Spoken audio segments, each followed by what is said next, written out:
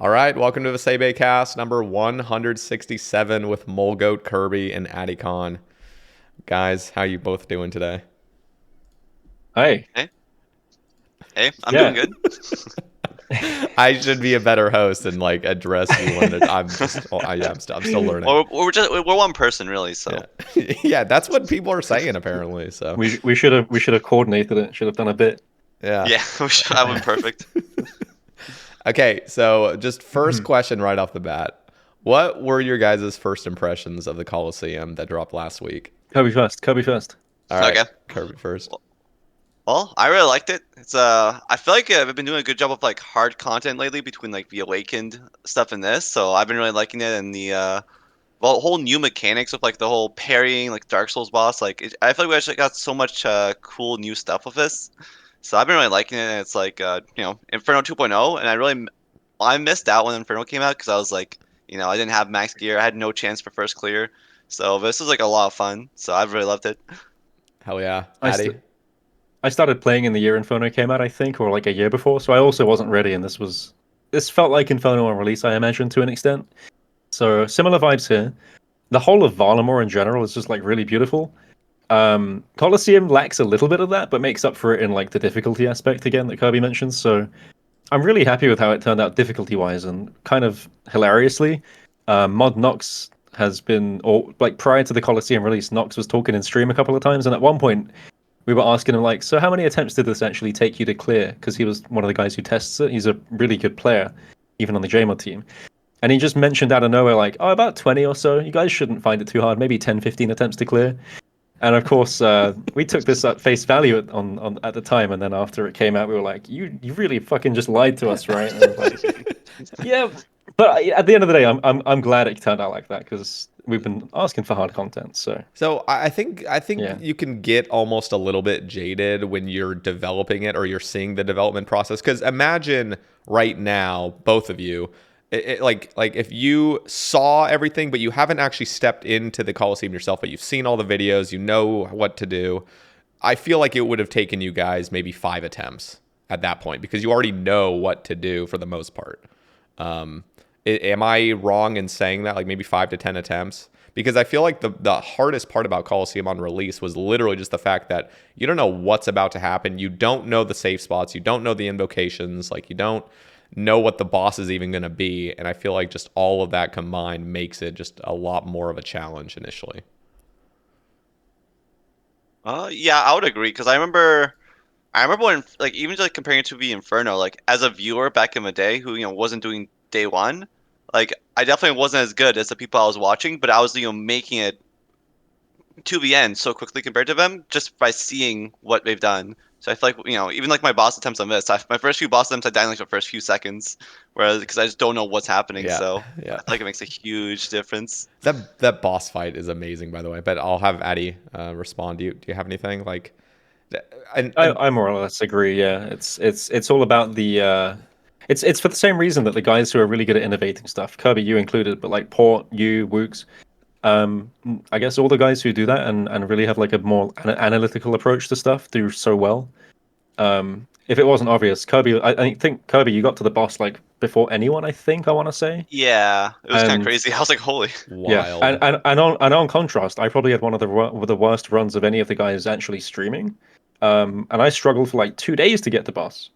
Um, and I'm not particularly like, I think people may think of me like as a bit of an analytical player like that, but I tend to just want to go and click stuff and try and kill stuff. And it wasn't really the right approach for that. And it goes to show that it does take time, like to once you figure stuff out, I can adapt on that and I can kind of work with it and go better, and I can really go fast. But the actual innovation process, that's the hard part. That's the Yeah. tricky part.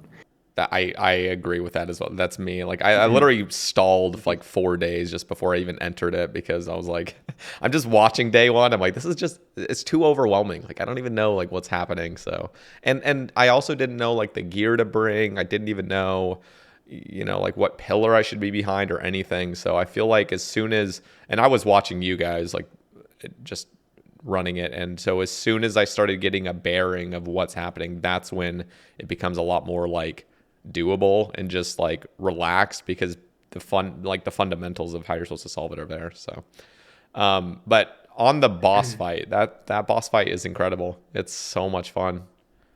I think they nailed it. What do you guys think? I was very surprised that they went for that kind of angle because I like it. Don't get me wrong, I really like it. Both the idea of the parrying and the tick perfect actions and stuff. But I didn't really expect it. Really, I thought they'd be going for something, I guess, more old schooly. But it bodes well. I think that it's a good sign that they're willing to do stuff like that, and that's a bit harder. And I know even like Mod Rice was jokingly saying like, "Dude, we can tone this up a notch, right? We can definitely make this harder. It can be a lot more tricky." And Curtis as well, I think, said that in playtesting it was a lot harder. Maybe it was just like faster or a bit more tricky or for whatever reason, right? So, but it's another indication that they're willing to go a bit further down the road alongside how like DT2 was big and then this is big and they're not afraid to push the limits. And as long as it's in this case it's fairly scalable, like you can farm the first couple of waves if you're not crazy good, but to have that final thing at the end be like a big thing, really nice. Yeah. Yeah, I feel like this boss fight it almost answers my question of like what would happen if Zuck actually did come out and fight us? Like how would that work? This shows like this is how it works, and it was a really cool boss fight. Yeah. No, and the Dark Souls sort of vibe, like the timing and everything, that feels great too. Like they did a great job on it, and it changes. I think it's like after 50%, right? It does like a 4 Yeah. tick attack instead of Yeah. 3. It's even better for old school because it's because we're tick based. It just feels more like correct every time you do it right. It just feels more rewarding. Yeah. Whereas other games like for dodging a Dark Souls, you have I mean maybe some things are frame perfect, but you tend to have like a bit more of a window, I guess. Whereas for old school, like you do have a window and you click, but it feels like you got to be on the correct tick. Yeah. So I think it feels good. Yeah, and the other thing is it's not that hard once you get it down. It's just the initial runs, you're learning it. I mean, I dropped like a fly the first 4 times. It was just like, what the hell is even happening? It's too much. It's too much to focus on. And now it feels like, and I'm still kind of a noob at it. I don't know how many completions you guys have had now at this point. What are you guys at, by the way? Like over 10 each? I'm on like 20 something. Yeah, I'm on like I 20 I something think as I well. did like a day for speedrunning, so kind of got sidetracked with that. But I really enjoy farming KC, which is just nice on its own. So Yeah, I've been sidetracked with like budget runs and random Yep. stuff. So yeah, I saw that. Kirby, I saw that a yeah. sub 1 mil run. Jesus, dude. yeah, Yeah, that's kind of ridiculous. Yeah, yeah. It's like first day was like, all right, let's go 10 bill, and then like day two is like, all right, 200 mil, and then another day it's like 1 mil. Kirby, stop it, dude. just gonna go in naked next. Surely. Yeah, seriously. Yeah. It Oh, punched and every shout out single guy. to White 2 days ago. White did a 1 prayer point run. Oh my One prayer Yeah. point. god. He got to boss. He didn't kill boss, but he could do right if you just practiced it. Legit 1 prayer point. That is So wild.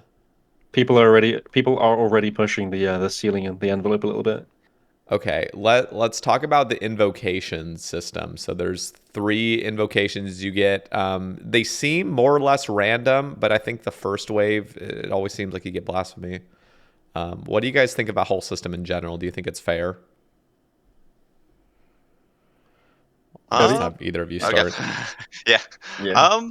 I feel like overall it's pretty fair, but I do think Doom could use some adjustment. I feel like if you take Doom early, it's so difficult that only like the most only the most skilled top like handful of players would even attempt to challenge run with it. I feel like it should at least be like possible to run for like. I feel like it should be like pretty much impossible to run unless they're literally like the top like 3 players in the game. Because I don't think like anyone's really taken Doom like wave 1 or like wave 2 and like completed it, or if someone had like only a couple of people have, so if at all. So I feel like Yeah. Doom is a big one that just needs to be at least runnable. But overall, I feel like I do see some people complain a bit about the invocations a little too much, maybe because I feel like you get Blasphemy free, that's fine. Just bring more restores. You get Frailty 2, it's fine. Like it's still manageable, that much HP. Even like Myopia free, but you can. I often take Myopia free. I feel like you can really work around it. Obviously, it depends on your setup. You're doing as well, but yeah, I feel like sometimes people don't see there's certain ways you can still get through a run, even with certain invocations. But yeah, I do think he's a little bit tweaking those still, especially for Doom. I mean, it feels like it feels like some of them. I mean, myopia and blasphemy and the HP one. I don't think they present as too awkward overall. Like I generally take those. But things like bees, like three Yo, bees, is just obnoxious, man. Yeah. Because Bad. for a game where we click on the screen to do 99% of our actions, to have essentially things that stop you from clicking is just like the end, right? Yeah. Even bees one I consider a doomed run now. I just leave if I see bees one early. Yep. I just leave. Yep. Totemic I think is a bit too punishing. Oh So yeah. a lot of these just need like little adjustments to numbers and stuff. So Totemic is not inherently bad, but the quantity of pillars that spawn and the amount they heal is a bit too much. Yeah. I feel like even if it just healed like not the whole enemy's HP, like it heals like 100, 200, like, so much. I forget how much, but yeah. Yeah. I'd rather what they do is that it heals like consistently low amounts. And so it's punishing as long as you leave it alive, but it's not like instantly just like, oh wham, you're doomed. Yeah. And then what's that last one that's really bad? I guess even there's two more weird invocations, right? We have volatility, which I think is 50-50 for some people, because I can't keep track of it at all. I just I always can't do forget it. too. I just forget and get hit, and that's the end of it. I've tried a lot to make it myself better, and I can't do it. I heard you had like a Um, strat. You type in the auto chat volatility or something. yeah, you type in auto chat like I'm about to explode, and I still get hit the next hit. So it doesn't work, man. I don't know. And then there's what's the other one that's really annoying? There's like two more. I mean, there's a lot of them that's annoying apparently, but Scorpion. Yeah, I don't know oh, yeah, what the Scorpion's scorpion one is. unplayable. I've never Scorpion's done that one. unplayable. So it hits you for 2 points of doom, and it's the same 20 like doom until it kills you. Oh my And the god. problem with it is that, yeah, it's bad. And it just spawns like bees or what? Like does it So, just the concept is the snail that never dies and chases you. That's the whole point of it. Oh my god. And in playtesting, that's what it was. It was a snail. So it's directly God related to damn it, that. But Idle. No. Well, yeah, yeah, Idle made that series, right? that might be a thing from him. Yeah, Oh my but god. I don't know. I've tried Scorpion early on, and I just thought it was unplayable, completely unplayable. Both the Doom ones are very unplayable. So these, I'm just wondering, like, is it just appropriate to go in and kind of balance them, or is it fine to have these invocations that feels like it's like a run ender, but in a way that's kind of a good thing because then now there actually is a viable option to cash out early. Like I'm just wondering, like in Jagix's head, are they focused? And of course, Aaty, you're more focused on speed running, so you just want a good RNG run in general, just so you can get a fast time. But I'm wondering, for the average player, is part of the RNG good simply because now there is an actual reason to cash out instead of going all the way to wave 12 the entire time? I think that there should always be a viable way to get to the end without feeling like you're getting screwed over. It's tricky because some of the things, for example, Doom on wave 2 is just a leave. If you're forced to take Doom, Scorpion, and Bees or like something. bees, Yeah. you probably just leave. And I don't really think that's quite the play.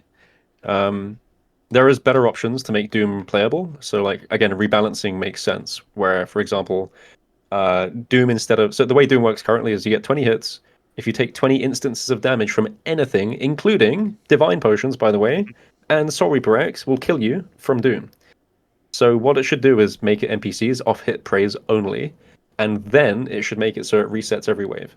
Yeah. And the question is, well, what's the new balancing? And I think it should be 15 for level 1 Doom, 10 for level 2, 5 for level 3. And that is your amount of mistakes you can make per wave.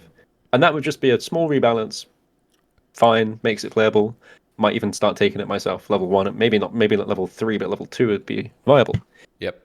They probably just need little tweaks like that to make it work. Yeah, that actually seems reasonable. Mm-hmm.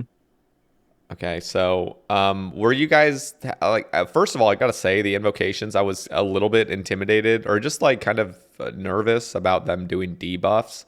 But ultimately, the way they set it up, like nothing actually feels like a debuff. It just feels like an extra challenge for the most part. They didn't have something where you're literally like you can't use specs anymore, or like here you're gonna like negate your DPS or something really stupid. So they feel pretty good for the most part, but you're right, like a bees is just like I'm leaving. And I don't know, so I'm kind of like almost thinking, should there be like some sort of re-roll mechanic? Like maybe you lose loot and you get like a re-roll, like you get like one re-roll invocation per run or something like that. Like I don't know, just, or maybe it's like a purchasable thing. I don't know if like re-roll should even be a thing. What do you guys think for invocations?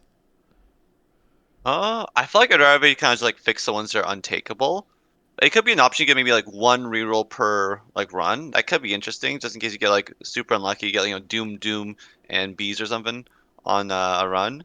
Or it could just make it so you can't get double Doom in one wave would be nice. But That would be nice. I yeah. But I mean, I guess like one reroll per run wouldn't be the worst thing. Could be like a tactical. When do you use it?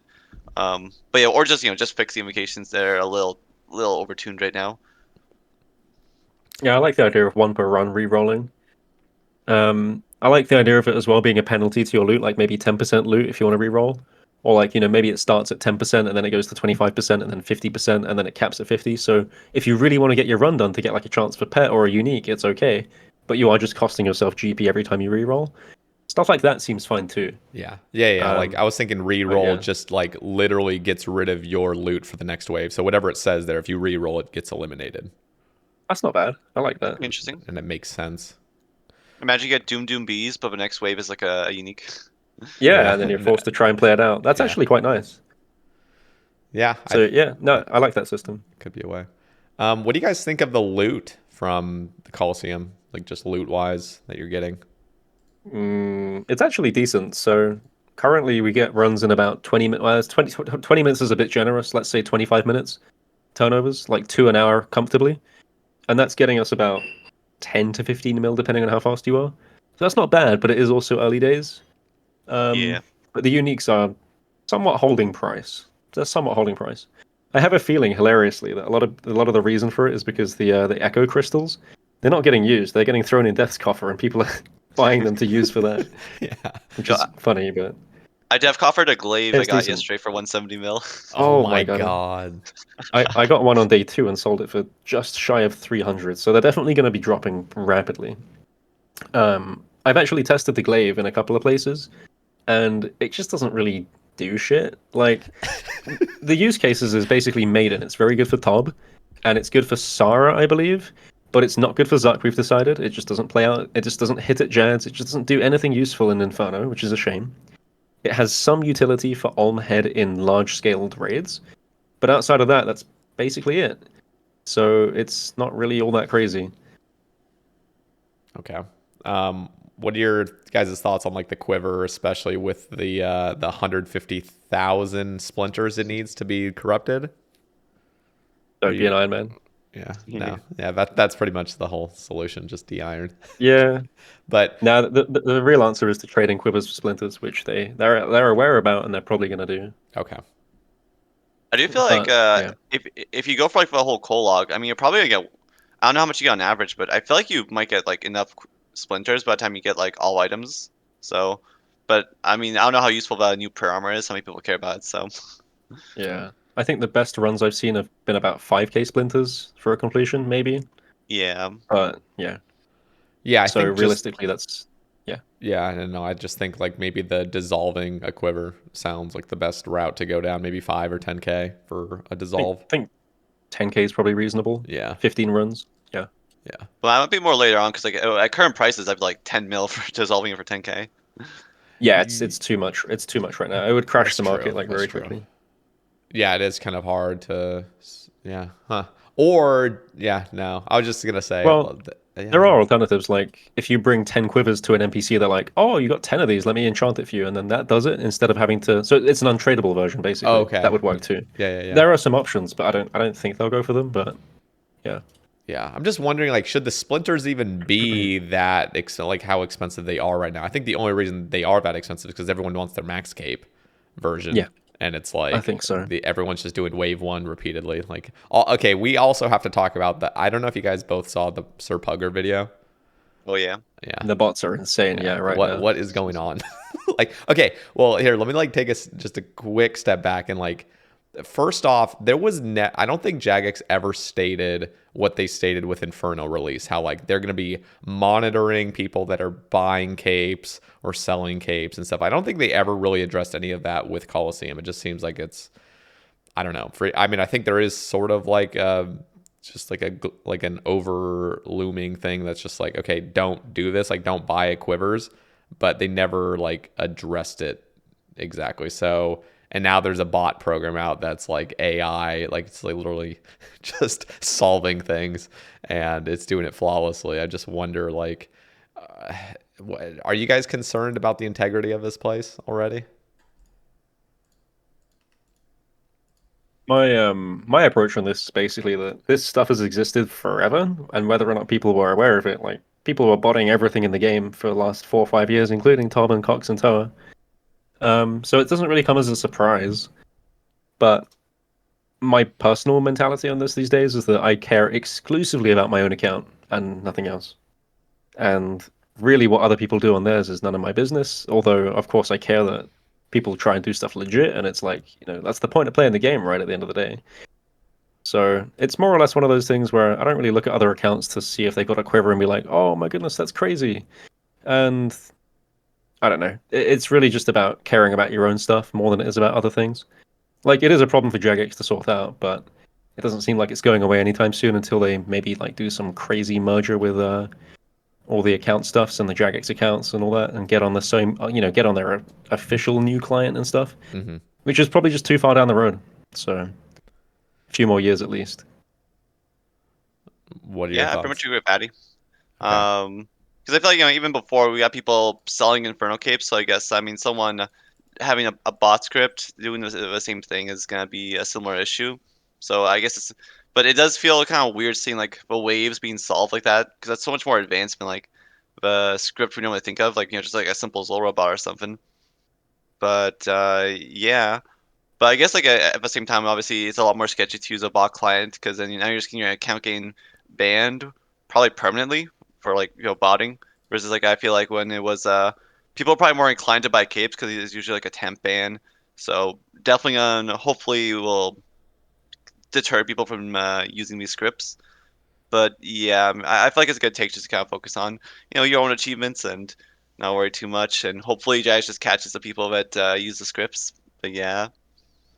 Yeah, it's pretty wild, like the time we live in. Just the fact that literally within days there is basically an AI that's solving these things in the most weird manner ever. I mean, just standing in the middle of the thing, just hit. It's just so odd looking, but it's fascinating ultimately. But I'm just like, yeah. I just wonder. There's actually some interesting ideas. I don't think these are that will actually make it into game, but you can have like NPCs that throw fake attacks at you, and if the player reacts to it, you're a bot. And they can do stuff like that. I'm pretty sure, and they can like cancel the attack before it reaches you. But the bots work based on like line of sights, I think it is. So if you have an attack or you create an NPC that hits you from the stands that's invisible, and the bot's like, "Yo, there's this, I can't stand here because I'm gonna get hit," and it's like, and you can flick it on and off. Like the bot, this NPC comes into existence, and it pops out of existence. The bot's not gonna know whether it's real or not, and they're gonna keep moving in and out of the pillar to try and see if it's like safe. And it's like, dude, that's. So I wish Jagex would implement some funny stuff like that, because I think it would just work for a lot of the existing bot clients that seem to do it. I think that would work, that approach. So I've seen some screenshots where there is like an NPC stuck in the stands, like the Major or something. This whole time they've been doing it. They were ahead of us. Holy. Yeah, maybe it's an definitely not just a game bug. Yeah.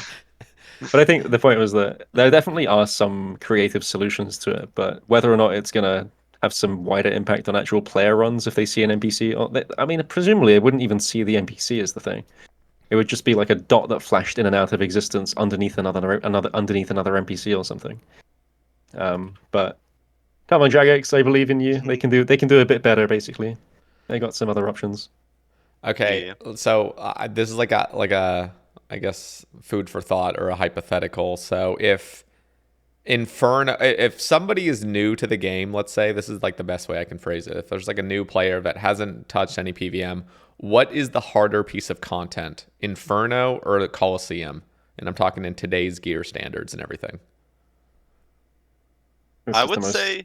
Oh, you Sorry, go first. no, okay. This is the most common question on stream, by the way, for both of us, I'm sure. What's harder and why? I'll say the annoying thing here, which is that difficulty is not often comparable between bits of content. And the major difference for Inferno is that it's really long. It's really long. And nerves come into play along that when you're doing like 2-hour runs, much more than they do in half-an-hour runs. So Coliseum, you can get back to the same point much quicker. Inferno feels like a time investment, and it plays on the nerves a lot harder. So I think for the time in which you approach the content, that is to say that players probably do Inferno before Coliseum, you're not going to be quite as good as the game. And that means that Inferno is a longer and harder experience, but Coliseum has harder mechanics and will probably take more attempts to complete at Coliseum, but you will probably also get it faster. So it's a funny response, but I think that's my take on it.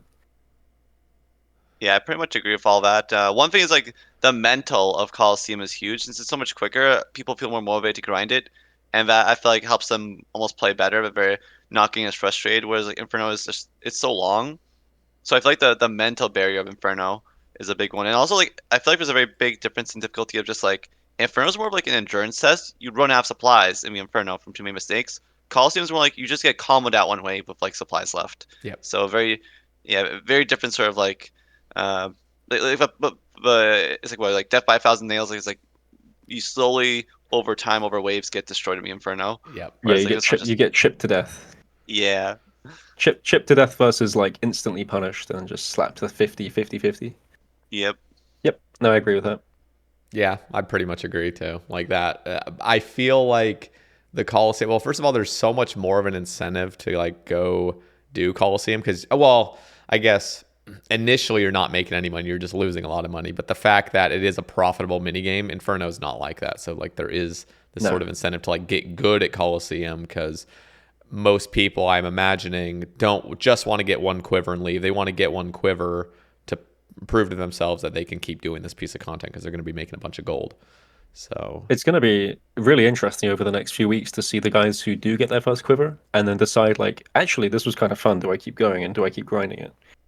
Because it is built like that you can, that you have incentive to go again. Yep. And with the money being good right now, I think that there's a good chance that even a lot of the people who don't have Infernal capes might end up becoming decently good at Coliseum and then go back to Inferno and get an Infernal cape, which would be quite interesting. Yeah, for real. Yeah, a lot of us are just like, you should do Inferno first. It teaches you souls, it teaches you basics. But maybe it's the other way around. Maybe you get experience at Coliseum, then go Inferno. I don't know. Yeah, Curious to see like, what people end up doing. Yeah, I feel like someone's like pushing this pushing yourself to do content that's very hard, even like outside of your limits, can kind of like it push you to get better at the game.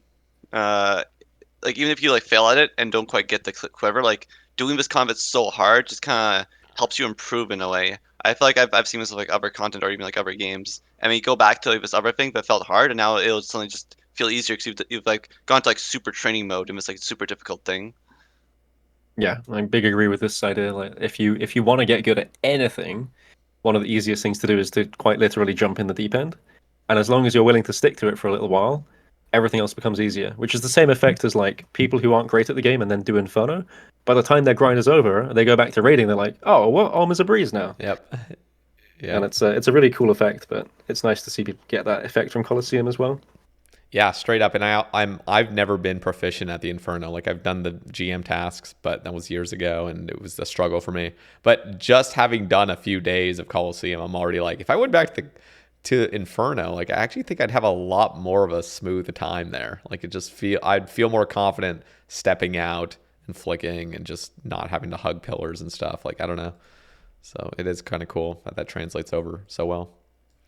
What do you guys think of? I don't know if this is not like planned at all in the future. Do you know if there's like an infinite mode of the Coliseum, like infinite waves, or was that just completely scrapped? I've heard like rumors of both. I think it was. I was expecting it on release. I think it was in the latest blog until it was released that they mentioned it was like this is planned. So yeah, where you at, Endless Mode? Kind of waiting. Maybe it's an Easter egg. You have to talk to one of the NPCs that spawns must stands randomly, and they'll tell you the secret. In the stands. Oh yeah, one of the 0 NPCs. Yes. We can talk about that one as well for what it's worth, because I really think that they missed out a little bit on that. And I don't know. I'm sure there's other people who've done this, but on my YouTube feed, there's nothing but Gladiator movie clips popping up now, which is really fun because it's a great movie, but also it actually just encapsulates what the experience was like really well. And it is just like part of what makes a Colosseum and the Gladiator arena that interesting is like the ambience and the crowd. So to have nothing there is a little bit underwhelming, I guess. But you know what is cool is creator plugin, we might be able to make our own NPCs. I want to try doing that next week, is to try and create a preset for people that can essentially just add not like 1,000, but like maybe 100 NPCs into the arena that are like visually there and would give you like your little crowdy cheering bits. And someone might work on a bigger one that decks it out fully. But I think that it might be, if Jagex don't do it, I think players will do it with their own plugins. Could be very cool.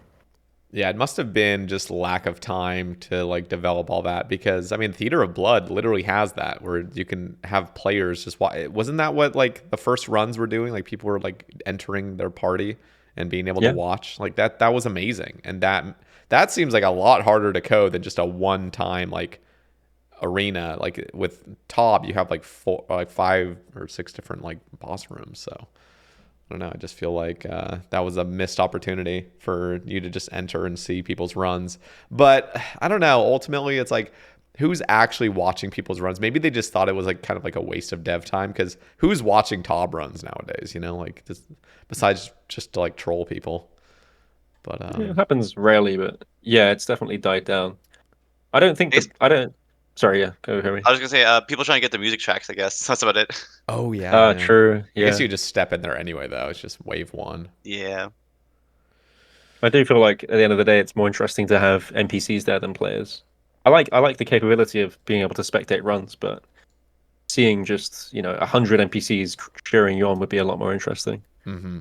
I do wonder how much, because I feel like we haven't really seen like 100 NPCs in one area. Wonder if that would cause any like issues with lag or strain. It might well be that they were avoiding it because of that. Yeah. So do you guys think Blood Torv is harder or Coliseum? That's like another question I've kind of got. I don't really know, honestly, what's harder. I personally would say Coliseum. I feel like if we're going like like mechanically, like in Rage Leviathan, probably mechanically is tougher. Like one flicking every one tick while moving, but like overall, just like the waves, the boss, all the different stuff you gotta do, and the mechanics and applying the theory and like all this different stuff. I feel like that is overall more difficult than what I felt from the Awakened bosses. I think I've got the same answer as I had for Colosseum versus Inferno, where Inferno has the hardest. Inferno has the longest and therefore hardest experience, and therefore versus Colosseum to Blood Torva, Colosseum has the hardest experience, and then Blood Torva is slightly mechanically more on the edge, but it's so short that it just doesn't matter. The fights are like what, 3 minutes, 8 minutes. I mean, Whisperer doesn't matter, so like 3-4 minutes is like nothing. Yeah. Like imagine Awakened Leviathan as the final boss of Coliseum. It'd be like, Oh my what are we doing? god. Yeah. That would just getting it set up right would be such a pain in the ass. That's like honestly the hardest part about Leviathan, is just getting the timing like right. Like just setting up the boulders beforehand. So yeah.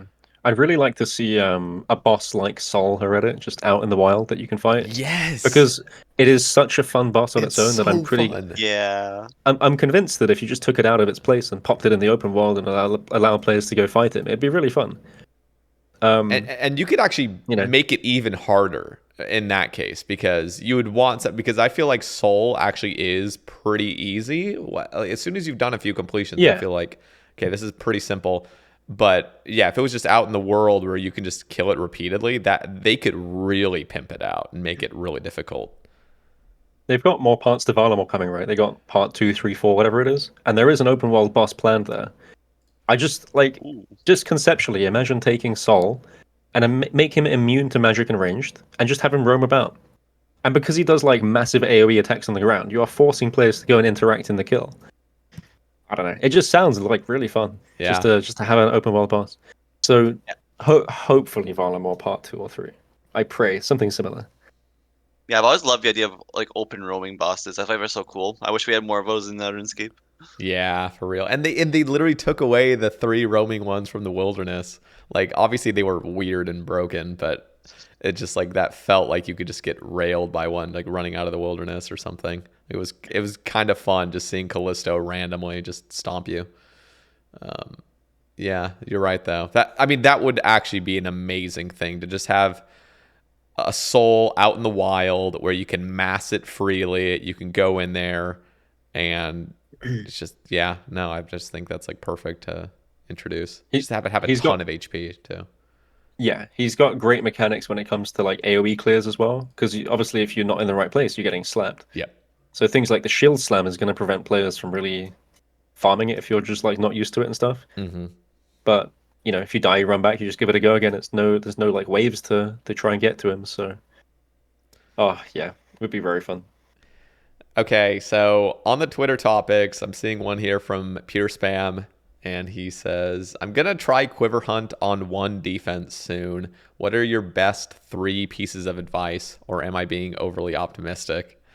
He also says, the roguelike modifiers is an interesting one. Where would you like to see the team take it with future content? Do you think it has potential in OSRS? So I guess there's 2 different questions here. Should we give him one piece of advice each? One from all 3 of us. Yeah, let's do that. Sure. I'm gonna give him the easy one first, and that is that someone has already done a pure cape. It's been done. And there are a couple of pures who now have quiver, so it is totally possible. You just have to learn stuff and take your time with it, and you will get it. And I'll just go second. Basically, like a pure cape. Honestly, even with max gear, you're getting hit by everything anyway, pretty much. Like you're never really tanking often. So I almost feel like a pure cape, it is much harder because you also have way less DPS. But it's like just understand that like everyone's just taking a shit ton of damage. And to be fair, if you are a pure, Relentless is like a free invocation at that time. So that's kind of nice.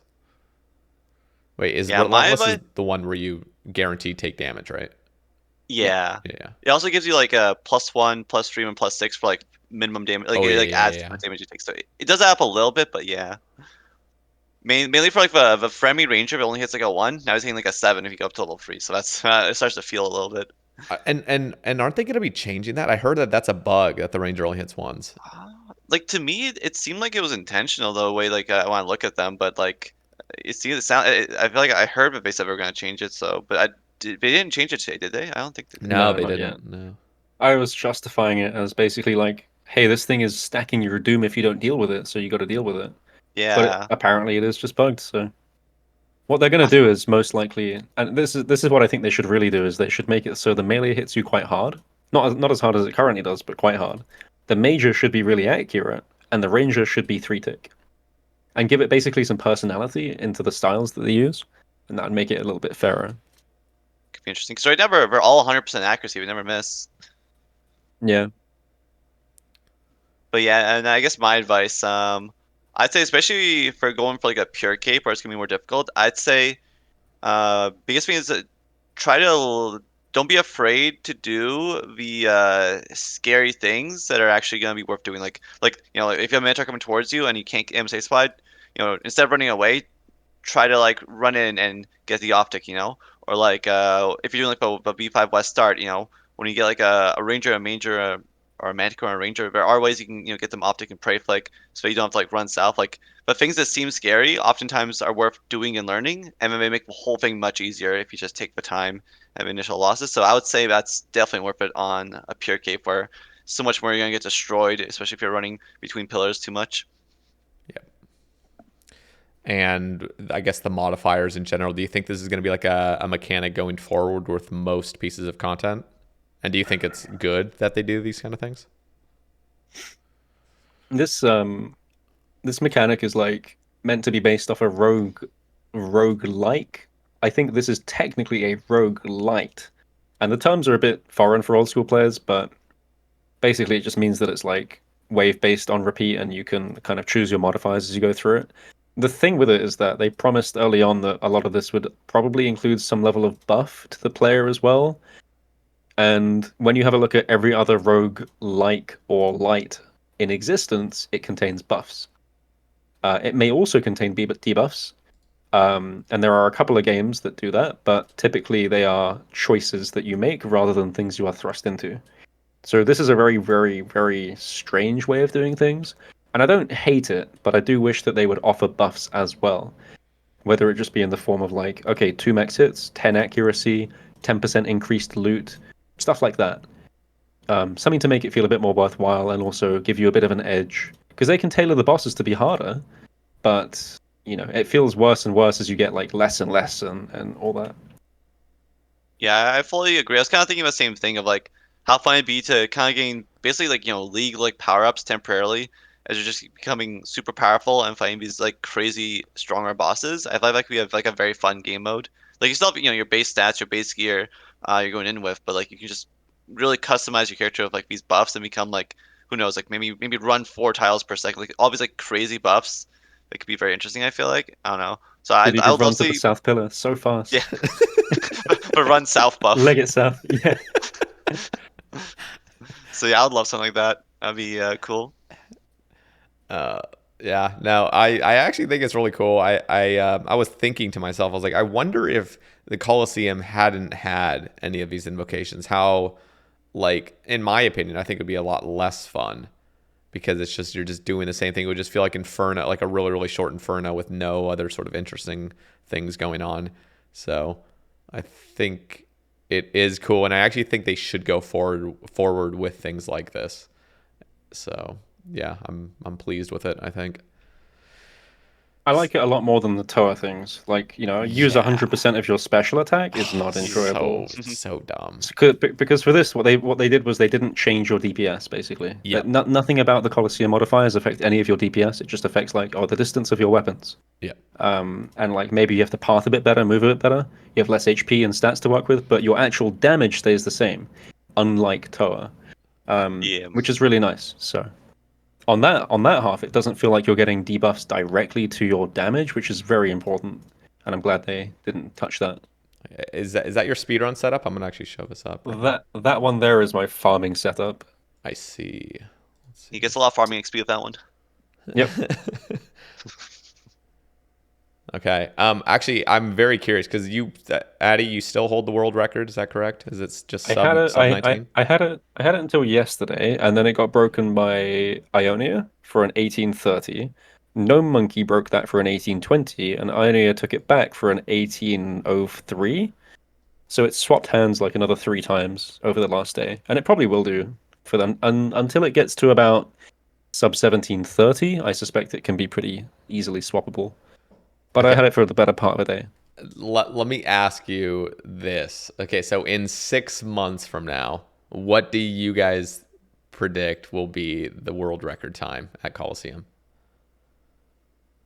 This is going to be interesting because people are gonna listen back to this in 6 months from now, and so we'll see. What do you guys think? I'm gonna predict, and obviously Ai's done more speeds than me, so he might have a better answer here. But assuming that they don't make a change, but makes it faster, because obviously that would change result. Yeah. I'm gonna say a low 17, but the sub 17 barrier will remain on. I think someone's gonna beat the sub 17 barrier by like a little bit, just barely. I'm willing to say a sub 17 can happen. Yep. But it's going to be very tricky. 17 is where it gets crazy. So a 1630 is completely off the table. I don't think that will happen. 1715 will happen, but 17 is like, yeah, maybe. And the reason for that is because currently the record includes wave 2 and wave 4 skip. And what that means is on those 2 waves, because they have low NPC counts, you can claw out the big NPCs and you can skip the reinforcements. And that saves you about 20 seconds per reinforcement skip. And you can do that on 2 waves. Currently, the record includes that. Is there a Minotaur skip as well, or is that like 2 RNG? 2 RNG. It just doesn't happen. Okay. So there are only 2 wave skips that you can perform, and together they save about 40 seconds of time. The current record saves that time, which means that the only remaining time that you could save is faster solving and better RNG. And to take it from basically just above 18 minutes and save a whole minute through that is not likely, which is why I think we've already approached like the beginning of the end for speeds when it comes to times. And the last minute, that is nuts. Yeah. But the last things to improve on is bringing. In fact, we had a look at this. There's a parry mechanic on the boss, where if you take off your gear on the exact tick. The last tick where it tries to remove your gear, you max it on the next hit. The only possible thing that would actually be good there is unironically a DDS spec. Charlie's not good, because it's better to just scythe it, because scythe max is 89. And so, outside of like maybe DDSing or something, I don't think there's many optimizations left that you can actually do for boss. There are tick fixes, which is really cool. So boss is basically 6 tick, 7 tick, I think. You know this, Kirby. I think. Yeah, it starts at 7 tick for a spear, 6 tick for a shield, and at 75%, I think it goes down to Yeah. 6 tick for a spear and 5 tick for shield. Yeah, and that means that you can tick fix depending on what weapon you bring to attack with. So potentially there is options for sailed or attacking boss to refix your ticks. That's really messed up, but if you do it, you're saving a good amount of time. Interesting. Boss RNG really comes down to whether or not you get successful parries and get basically a free 100 damage like 2 or 3 times a fight. And that's the thing that can save boss time, but How important yeah, is Dragon Warhammer on the final boss? Is that like essential? I mean, I believe yeah, so you sorry. go first. I was I, gonna say, I, like, I've done math on it. It helps. It saves a little bit of time, but I think it was like 7 seconds with like a 66% chance to hit, and you lose a bit of DPS over Scythe, so it's like maybe 4 seconds on average. I mean, like a claw spec almost saves 3 seconds, so it saves a little bit, but it is a whole switch for like 1 second more of my claw spec. well, That's why I saw. But yeah, you equip it with Book of the Dead, so it's not a switch. But true. yeah, 66% to land is a bit rough. It was something like that. I can't remember the exact number. Yeah, someone did calcs, and there's been numbers anywhere from 5 to 10 seconds. I think if you factor in damage from claws, it's more like 5, but it's still 5 seconds. So Okay, the other questions I have are related to Venator Bow tech and Echo Boot tech. Are those in the running for like max speedrun strats? I mean, Venerable for sure. Just ask Seabet. yeah, Smork's done calcs on Venator. It turns out to be about 20 to 25% better. Fucking Seabet loves this Venator, yeah. But it does turn out does turn out to be about 25% better at best case scenario, and that's a huge DPS increase. So Venibo is massive, and there's amazing setups for it. Yeah, and the fact that the quiver works with it like that, just your thing becomes really powerful. It's a 4-tick attacking thing with an arrow, so. Yeah, I've seen some like 450 XP drops from it, which is completely ridiculous. Okay, and then Echo Boots, like, are those in the running, or are you just not really taking? Because is this based on it doing damage to you, and that's what does a recoil? Is that what's happening, or even if it's a 0? The Echo Boots only give you AOE recoil, which is fine, but they only deal like 1s. If it dealt like 3s and 4s, it'd be good. But the problem with it, the bigger issue is that if you're blood furying and you kind of have to, your scythe max hit and max melee, including prims, is 50. Which is, if you drop that to Guardians, you get 49, which is 2 max hit loss, and that's too many. Yeah. Okay. So it's just a scythe mechanic thing. Interesting. There's nothing in the Coliseum that works with the Slayer Helm, right? Just trying to think. It's like Minotaur task or whatever. So. And thank goodness for that as well. Yeah. Let's go skip for a Minotaur task, guys. Come on. Yeah. So some people are like, you guys want task, right? You want to go fast? I'm like, no. Just leave it as it is. It's fine. Just leave it alone.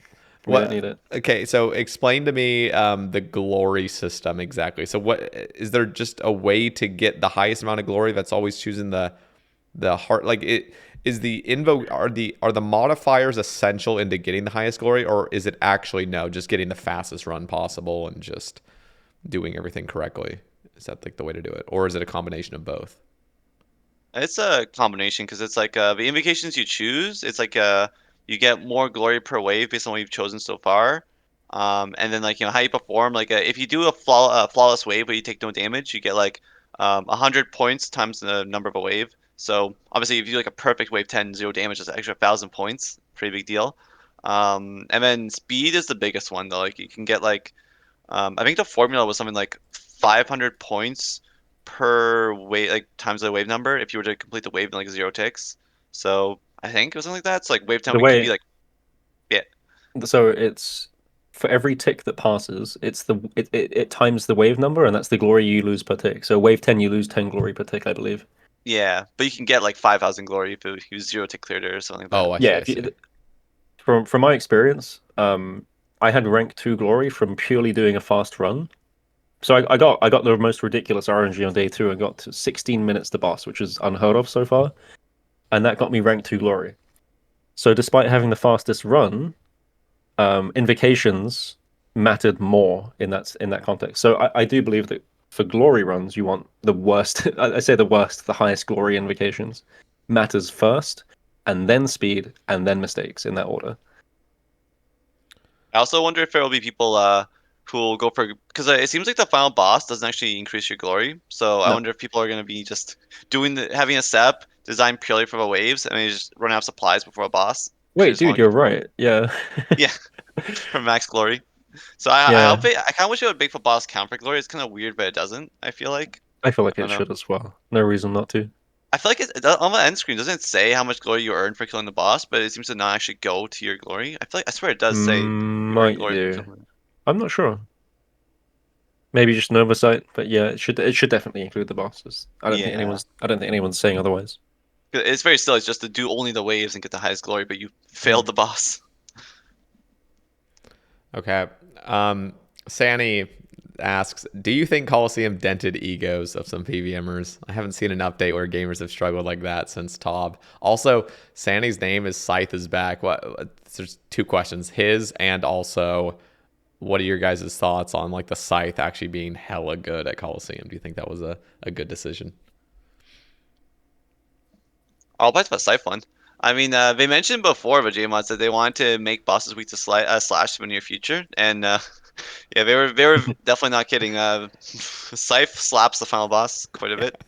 Yeah, it does. I feel like it was kind of needed. I feel like the biggest issue I've said for the longest time for Scythe wasn't necessarily if a Scythe needed a buff. It's that they kept making bosses resistant to Scythe. You know, like Yep. Toa, Nightmare. Well, I guess in Crush it works, but like Toa, Nex, like just bosses with high slash defense.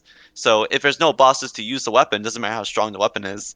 You know, like sure, it's a best in slot for stuff like Grotesque Guardian speedrunning, but I mean, who cares about that? But Wow. One person in this call cares. me who spent 90 hours. Yep. But yeah, so it's like that's all the Scythe really needed, just bosses where it's actually useful at, because it's always been like a very strong weapon. Just all the bosses were designed around resisting the Scythe, so I think it was really good to make it good here. Yeah, definitely agree. I think on top of that, it's very hard. It's very hard to make places that aren't like this. Well, I should say more that it's very hard to make bosses that are just like completely slash weak. Because if you make something too weak, you can run in with a DDS or you can run in with like a low level weapon and slap it to bits. But in the context of this, where it's a ton of NPCs glass cannoning you, I think that's fine. So this is especially a good place where it worked out nicely. Yeah. I can answer the second part of that, which was like, did it dent egos of PvMers? And the answer is yeah, absolutely, because I've seen people talk about it on Twitter and stuff. It's like I really expected to do better and stuff. And I'll bring back my own experience from the first 2 days, where like I struggled more than probably most people at my level, I guess, to get this. Personally, I didn't care at all because I had a couple of reasons as to why I thought it was going that way. Partially, this is a really annoying one. Inferno speedruns require two ticking, so much two ticking. And my brain was two tick pilled. That's my main reason, I think. That is And so actually a I good was point because Coliseum is all 5-tick so stuff. five tick, yeah. So I was just Yeah. flicking early, and I lost like 20 runs to just flicking a tick early. Purely God damn muscle it. memory. Yeah, literally. I Um, believe it. but ego PvMing is like totally a thing, and you'll see it depending on where you go. As for like who gets affected and who gets hurt by it, I mean, I don't know, kind of grow up a little bit. I guess that's it. It doesn't matter who's good and bad at the end of the day. Some people struggle, some people don't. Shouldn't really affect you. Yeah. No, I mean I've never been like the super top echelon of PvM, but I will say like I was expecting to not struggle as much as I did in the Coliseum because I was watching it for the first few days, and then after I saw like those early guides by No Monkey and you guys, it's just like okay, like I kind of get what's happening here. But man, that boss, I mean, it literally dropped me in like 5 seconds, and like just from the get go, like the first few times, I'm like Jesus, like this is embarrassing a little bit. Like this is I should have gotten a little bit further, but I'm not sure. ultimately, yeah. I'm not sure there's anyone that didn't get dropped in the first like boss fight. To be honest, I Yeah, don't. I no, don't think that's anyone's because you, people first clear Zux, right? That happens. Yeah. But yeah. I haven't. I haven't yet seen anyone first clear Sol, to my knowledge. Oh, interesting. I was thinking Yeah. there had been a few people at least by that point, but yeah, no, There that's actually a there good might point. be, but I haven't seen it yet. I That's a thought it good also point. speaks to like the difference in difficulty. We literally have like day two, like a simulation where you can like practice the boss fight in this little simulation, and we're still not seeing like like first try clears. Like we didn't have this many resources for Zuck, but people were first try clearing Zuck occasionally. So I feel like it just speaks to a difference in difficulty of a boss is that even with like all these resources. This one comes down to like pattern recognition because a simulator doesn't quite take into account like the whole fight as a whole. Yeah. Yeah. And one of the key things that helps people improve at things is sleep. And when it comes to pattern recognition, we're like as a species, we're insane at that. But in order to make use of that, we have to go to bed, which is very funny. That is interesting. But Yeah.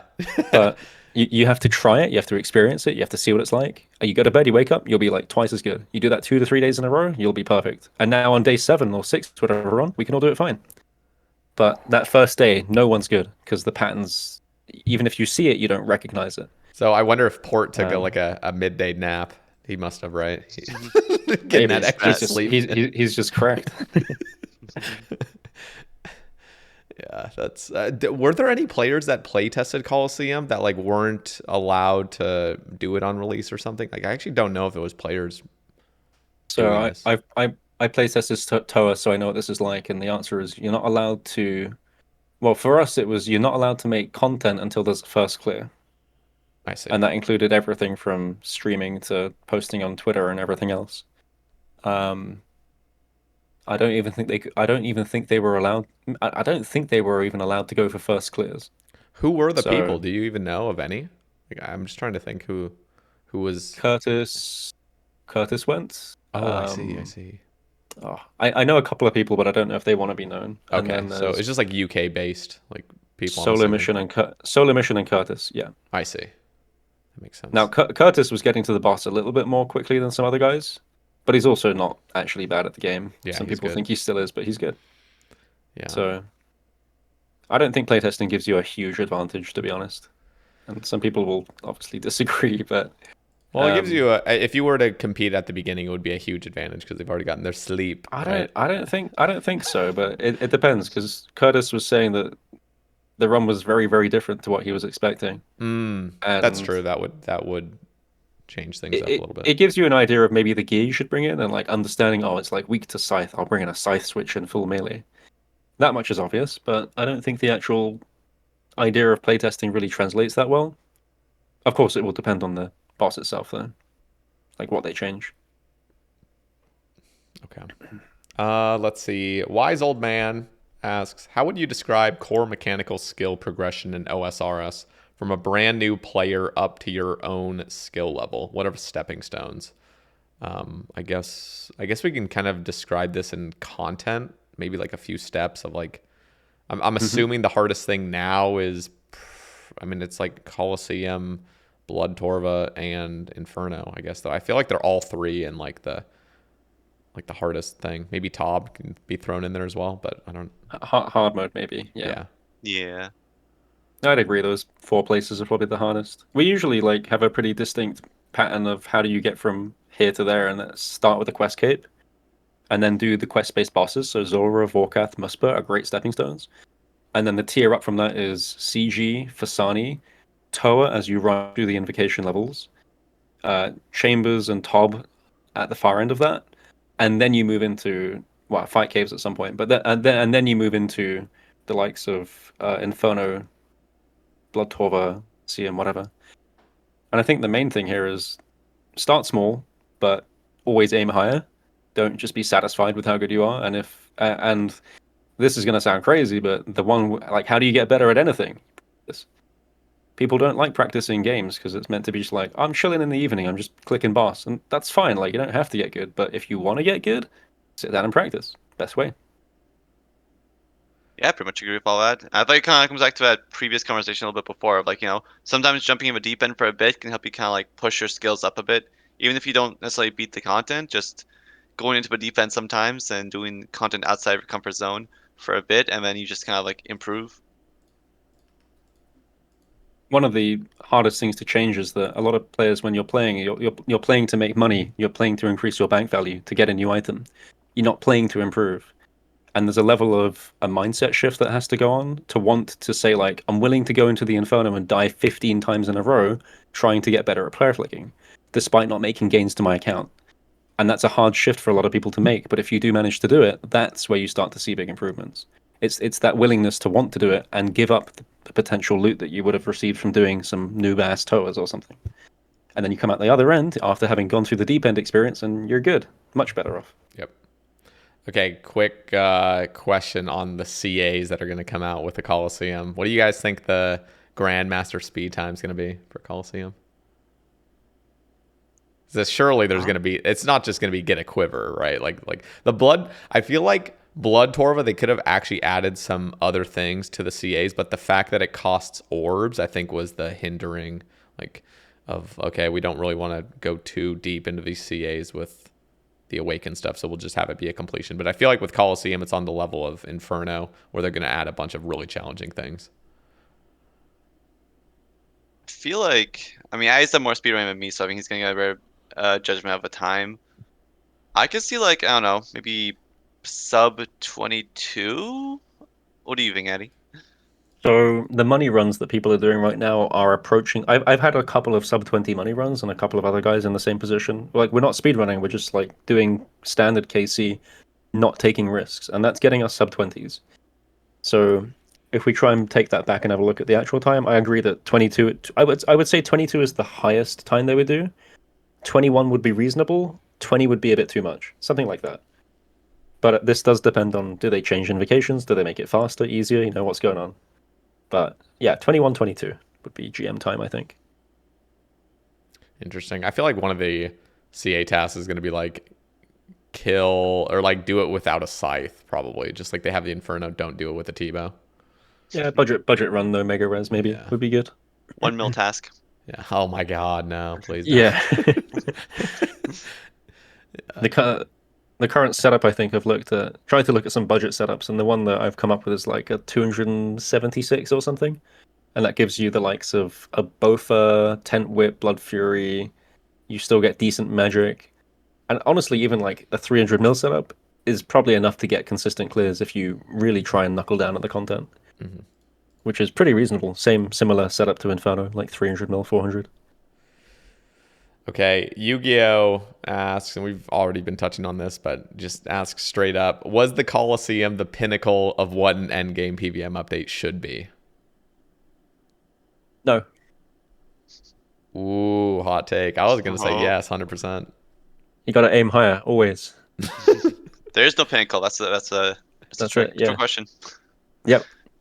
No, it was a good update, but nothing ever reaches 10 out of 10. Not for me. Like, this is probably closer to like an 8.5, which is still really good.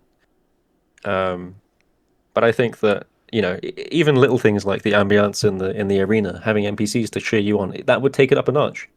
Having invocations that felt better on release would take it up a notch. Having Soul having a rage phase would take it up a notch.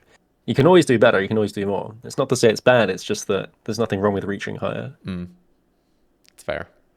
I just think it's, yeah, no, you're right. I mean, obviously there's always things you can add, but for the most part, when I think of like the actual fun I've had in the Coliseum, like this is a whole new level of fun. It's just been such a blast, and it feels it's challenging enough. It doesn't go over the top challenging, but it was still, everybody's planking on the boss. That's a good sign of something that's like fun and challenging. So Kirby's sleep schedule can attest to the fun of the boss, I think. But yeah. Kirby, your stream, what did you were at like 20,000 viewers, dude.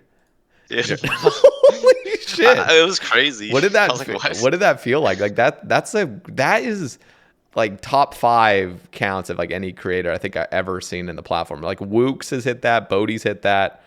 Oda Block probably is just, I mean, I can't really think of anybody else that's hit 20,000. That's wild, dude.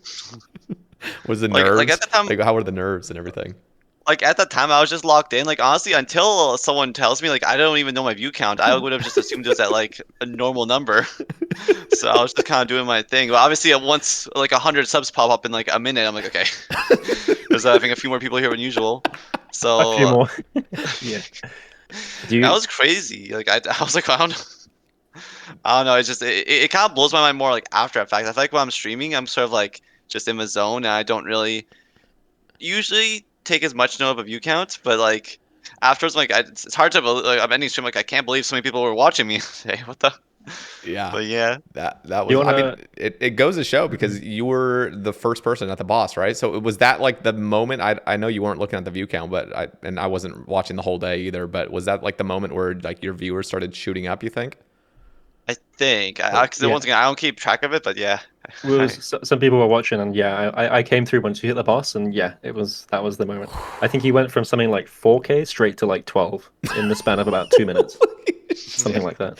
So And I you died in wild. wanna like 10 seconds. you wanna know something crazy? So like Damn. an average amount of viewers for like us, roughly our view counts prior to Coliseum per stream is about 5,000 to 10,000, depending on numbers. How many views do you think you got for that one stream? I've got it up right now, so I can tell you. But I remember I the average is about 7K maybe. Things I did look at my VOD, so I saw Oh, it you before how know. much. Okay. I, I try to remember, but I should Sae Bae guess though. is it? Okay. Yeah. What do you I reckon? almost want to just say like 90K or 100K, but am I overshooting by saying that? Not at all. Go higher. Oh my god, 150K, More. 200K, More. 300K? No, More. 400K. More. What the fuck? How, dude? 500,000. 417,000 views on Kirby's day one stream. What the fuck, Dude, dude? that like blew my mind. I don't even How have a many YouTube video with followers that did many you views. get? Yeah. I did see your tweet, but I didn't actually see how many followers you got from that stream. It was like 10,000. Like I had 20K followers. I got to 30K followers. I had 50% of my follow count Yeah. in one day. Holy Like what? shit. Completely insane. For Uh, reference, mine was about 120K. I didn't quite get there, but like even Mhm. mine is just an absurd number for what it was. Oh my god. And yeah. those 2 days are just like completely stupid. Crazy stuff. That is crazy. Wow. Yeah, that's why I don't even know how many followers I've had in like one stream, like best ever, but it's just like a few hundred, I think. Like that just a 10,000. Like that is wild. It actually reminds me of when Exact used to stream his crazy stuff, Mhm. and Oh yeah. he probably got 20K at one point as well. And Oh, true, Exact's true. follows his stuff exactly the same, like just plus 5,000, plus 10,000. So Very very rare for wild. it to happen. Crazy stuff. So like I'm thinking, okay, so with the Inferno, um, it seemed like years went by before we saw some just stupid stuff that was happening. Do you think the Coliseum even has an element of I guess my concern is like, well, I don't know. Is the Coliseum easy? I feel like everything is like able to be deflect. Like you don't have to take any damage if you don't want. Whereas Inferno, I feel like there are situations like bats, for example, that can be kind of annoying and stuff. I feel like, well, I don't know. Let me just say what I'm going to say, and then I'll let you guys discuss. But like, what do you think the lowest combat will be for the Coliseum, and is there even really like a cap? I guess that's what I'm wondering. Like, and are there going to be any insane strats that we see in the future? Where I don't that feel we like think saw low with combat. Inferno? As far as the lowest convex, I mean like yeah, but there's no like level requirement quest, right? So we can just get in here. Pretty sure. I mean, Yeah. after doing my like my 1 mil budget run, you really don't really need much. Like it doesn't matter how bad your DPS is, you can just kill the stuff if you Mhm. get the Well, humble spawns. your biggest issue isn't the spawns; it's the Fremniks at low level. And True, after the true. changes, you're going to have to find a way to deal with them, which is much more pressing than the rest of the wave. What exactly is the mechanic with the Fremniks? Are you able to keep moving and they don't hit you? Like what exactly is happening there? Yes. Yeah.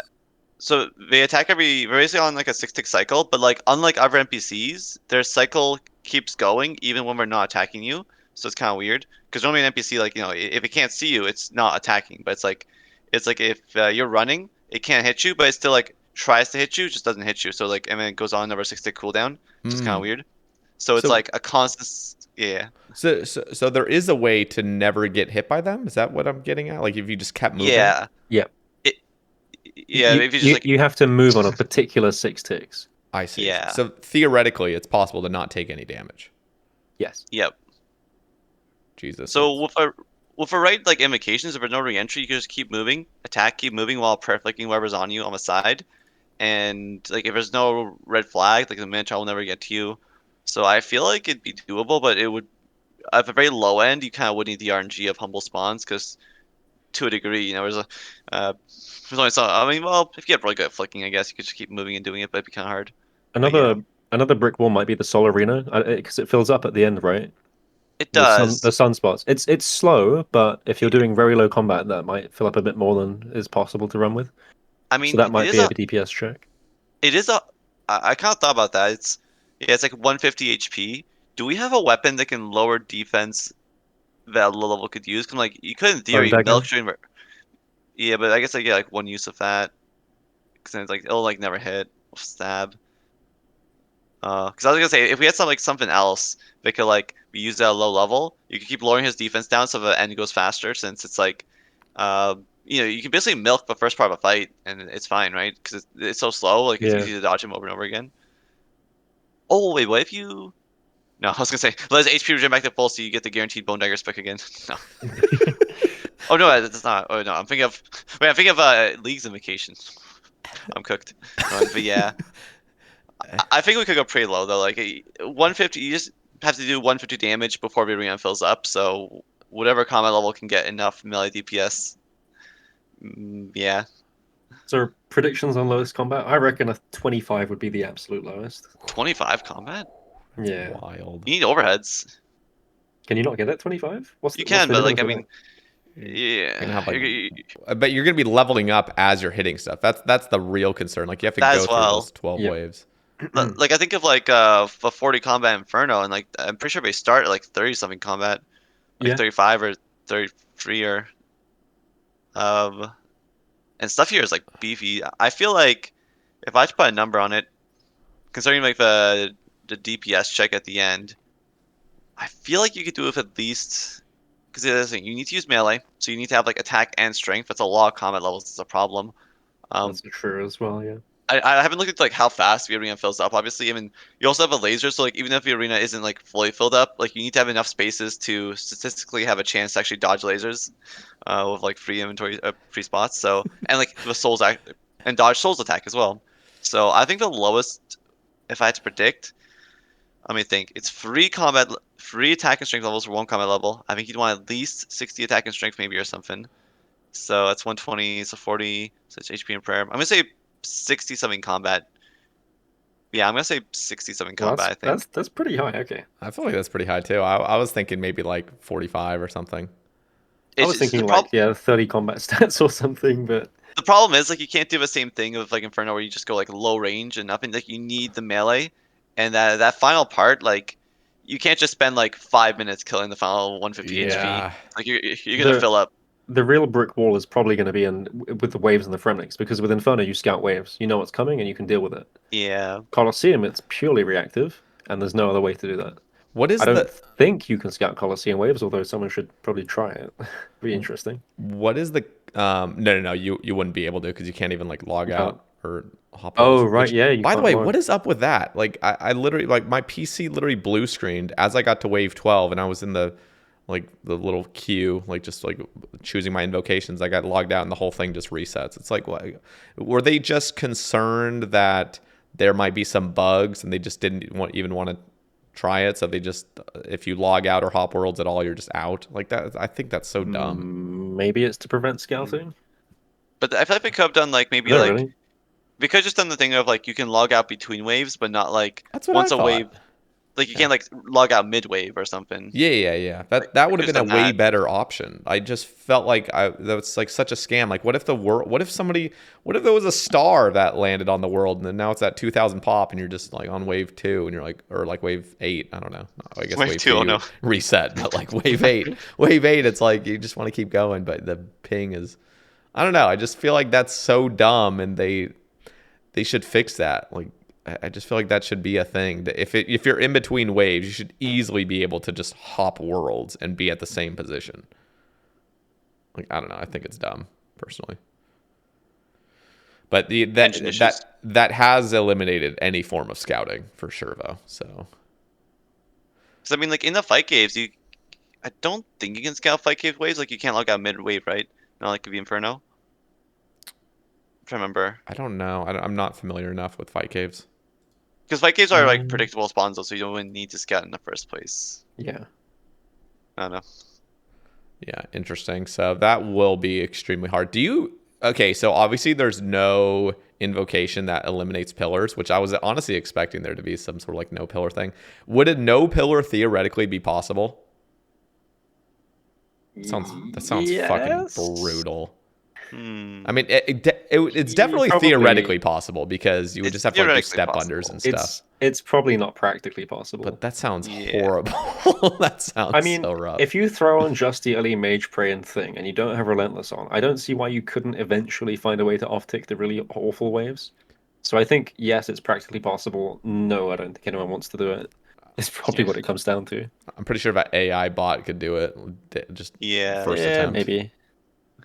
Yeah, probably if it learns to off-tick stuff by step unders and it just like runs around to 3 NPCs and does it, and it's like, all right, that's fine.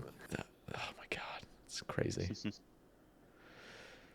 Yeah, that would be wild to have a no pillar. What is your guys' favorite monster in the Coliseum? It's just a random question. I really like the Manticore personally. I think it's just interesting. Yeah, probably Manticore purely for the setups and the flicks and stuff. There's been a Yeah, couple of like epiphany moments with the Manticore on like identifying a cycle. I just didn't think there's scenarios where like you have the Ranger and a Manticore, and you don't know like basically you can't change the line of sight for it because there's NPCs blocking, and that problem in particular lasted for like 3 days, and I couldn't figure out a way to off-tick it because you don't know what the Manticore is going to become. And then it was like you can 6-tick the back NPC and you can on-tick it to a Manticore, and it's super neat. And there's just a couple of little things like that that popped up across the last 3 days that just make me feel like there is a bit more depth to it yet, and there is a couple of more flicking patterns to get done. But Manticore enables that, which is very cool. Yeah, I feel like the Manticore is also very good for just like kind of teaching players. It's like when it does the attack comes out like instantly. It helps you see when to flick. Whereas like stuff like Blob, it's so hard to tell when the Blob's attacking from the Inferno. It like there's almost like no animation. Suddenly there's like a projectile flying. Yeah. Who knows when? Whereas like this, know, it totally. really, yeah, this you can really see it, and I feel like it really helps teach players the flicking cycle and like. I really like it. Like it almost makes like everything else in the arena easier to stay on cycle with because you just look at the Manticore and see when to flick. Yep. So, Yeah, they did a great job visually with that whole thing. In fact, all the monsters feel great visually. I mean, one, it's easier because it's 5-tick. Well, I guess that's subjective, but in my opinion, it's easier because you have more time to react. But I almost, I highly doubt they'll ever change anything to the Inferno now. But that would have been cool if the blobs in the Inferno had a little bit more of an animation rather than just kind of like mildly bouncing, like just kind of like moving a little bit, like just. Yeah. It would be cool if there was some sort of visual indicator before, like just We- something that's like every 3 ticks, they have some sort of indicator. So you kind of keep on that cycle. We do have the ability to change projectiles now because we changed Valdorbis projectile, and we can probably do the same thing for blobs to make it like a Manticore projectile or something. But again, it doesn't really. It's more like the pace in which it hits you as opposed to the style of it. I think. Like seeing it just fly across the arena makes it very obvious a Manticore's attacking, but yeah, there is options to change though. Okay. Yeah. Here's a question that we haven't asked yet. Do you prefer Coliseum or Inferno? Just personally, as a piece of content. For me personally, at the moment I prefer it. Obviously, there's a lot of hype, so I'm gonna be a little bit biased. But I really like, it's like you have the different vacations. It's like shorter. It's like harder. So much like chaos going on in the waves. The boss fight itself is like, it feels so satisfying. I feel like I don't know, Inferno is like turned into a point of like, aside from healers, which get kind of crazy, it's kind of just like just hit boss and hope you hit good. Whereas I'm usually kind of like doing the parry always just feels so satisfying to do. And, like constantly moving around, reacting to like all the different moves, the lasers. I feel like it just feels like such an engaging and fun boss fight, and like rewarding to get the parries and all that. So, where I feel like I'm liking this one a lot more, and like the waves as well. Like I said, like the whole Manticore and just in general how flicking and doing everything feels. It just yeah, it just feels a bit more. It hits something a little more for me for Inferno at the moment, at least. I would say. My perspective on this is that, well, my perspective is a bit more weird because I only really like to speedrun Inferno. I don't mind casual runs, but it doesn't quite hit the same. So the comparison for me is more like semi-efficient Coliseum versus speedrun Inferno.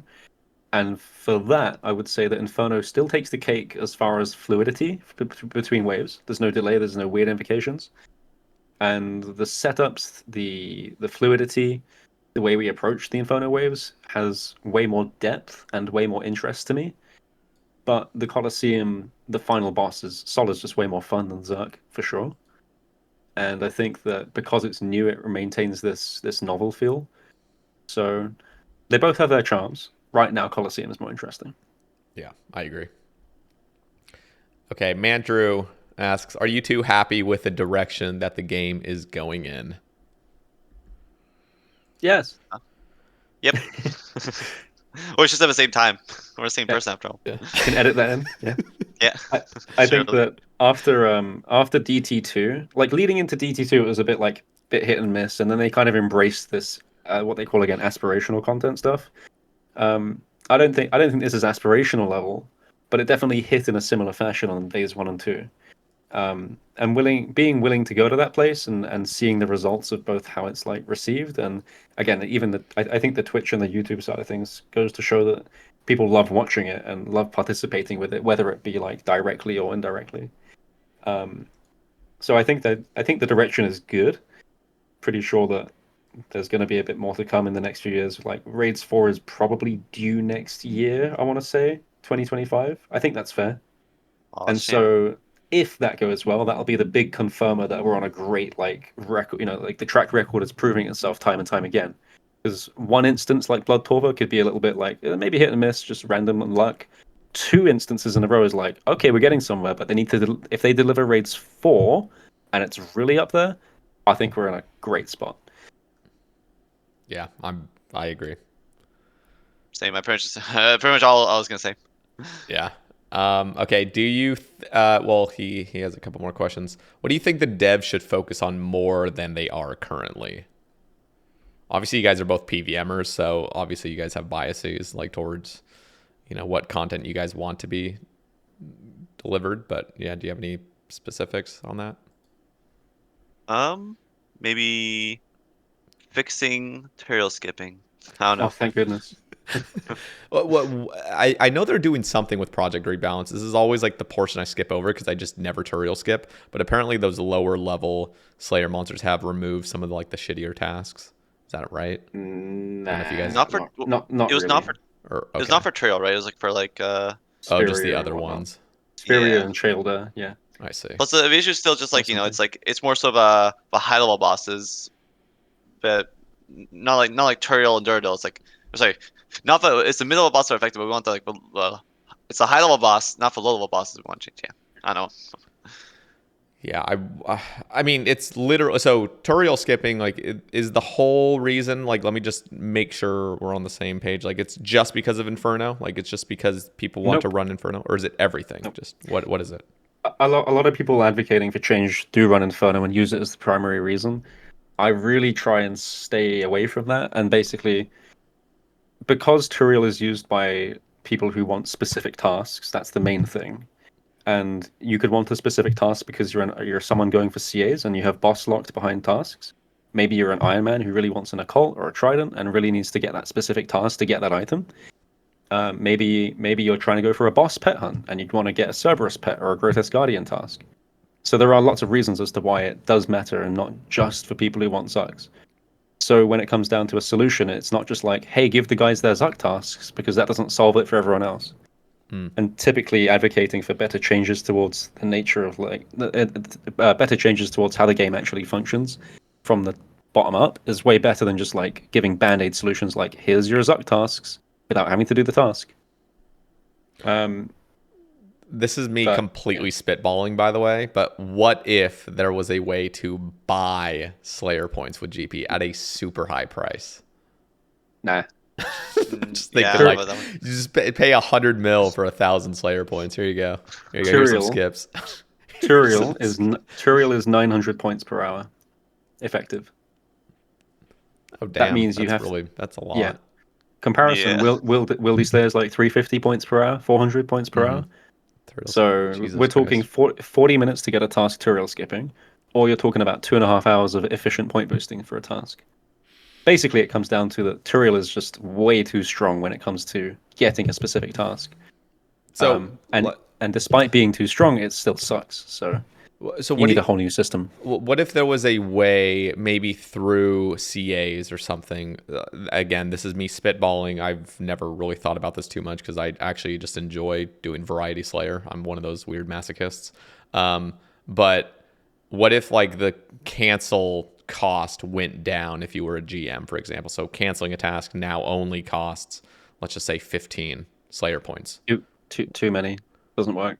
It's just. But wouldn't that nerf, like, wouldn't that make it so normal Slayer is actually in line with Turiel in a way? So you still have the options, but yeah, you could, like, I'm just wondering, like, what, okay, well, I guess I'll ask as well, what are the solutions you guys would want to see? Well, because just add on to that, because like I feel like even if it did that, you would just trail boost spend, where you do like a bunch of trail boosting to get a lot of points, and then use the Yeah. points to cancel. So instead of actually doing proper Slayer. But that's not as effective as what you were saying, where it's 900 points an hour, right? If you were just trying to boost up your points, that would be more in line with just doing like a Konar Slayer, I feel like. Or I mean, obviously Turiel would probably be better anyway, but Yeah. I've written a little document that kind of outlines some of the issues and why it is the way things are bad. I'm going to summarize it briefly because, as far as I can tell, the solution that I've got here is basically one that does work well, and it might require a little bit of dev time to work, but it does a whole lot of good. The TLDR is basically, there's lots of reasons why people use Turiel to get a specific task, but it all revolves around a specific task. Because Turiel sucks and it's not themed well and doesn't feel good, we want to basically get players to re-interact with Slayer on a more meaningful level and reward them with a specific task. So the bottom line is, I go to a Slayer Master, I'm like, give me a specific task, like from a league's picker list. And then the Slayer Master's like, well, if you want this, you're going to have to do a couple of things for me. And that might include, like, kill 1 Zulrah, 2 Demonic Gorillas, and 17 Wolves. And that'll take about maybe 10 minutes, 15 minutes, which is twice as fast as Turiel. And at the end of it, you get your task. You might get nerfed XP, so it's not efficient to do this, but it lets you interact with more NPCs, more variety of bosses that aren't just goblins, cows, chickens, and actually gets you your specific task guaranteed, no RNG. That solves all of this, makes it Slayer themed, doesn't break the XP, and doesn't break your point streak. It does all the good. Does all the good stuff without any of the bad stuff. interesting. Yeah, it seems pretty cool. Yeah. I was have the idea of like it's dev time, right? So yeah. I always have the idea of like maybe like a preferred Slayer list where you can like boost beyond a certain task. But this sounds better, honestly. This sounds pretty cool idea.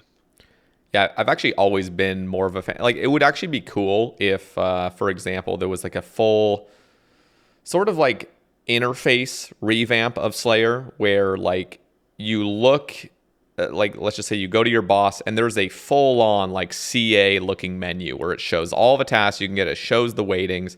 And then there's a system, maybe at cost points, where you can actually adjust your own weightings in a sense. Like, okay, so you have this amount of weight and you can apply it to certain monsters that you actually prefer to kill.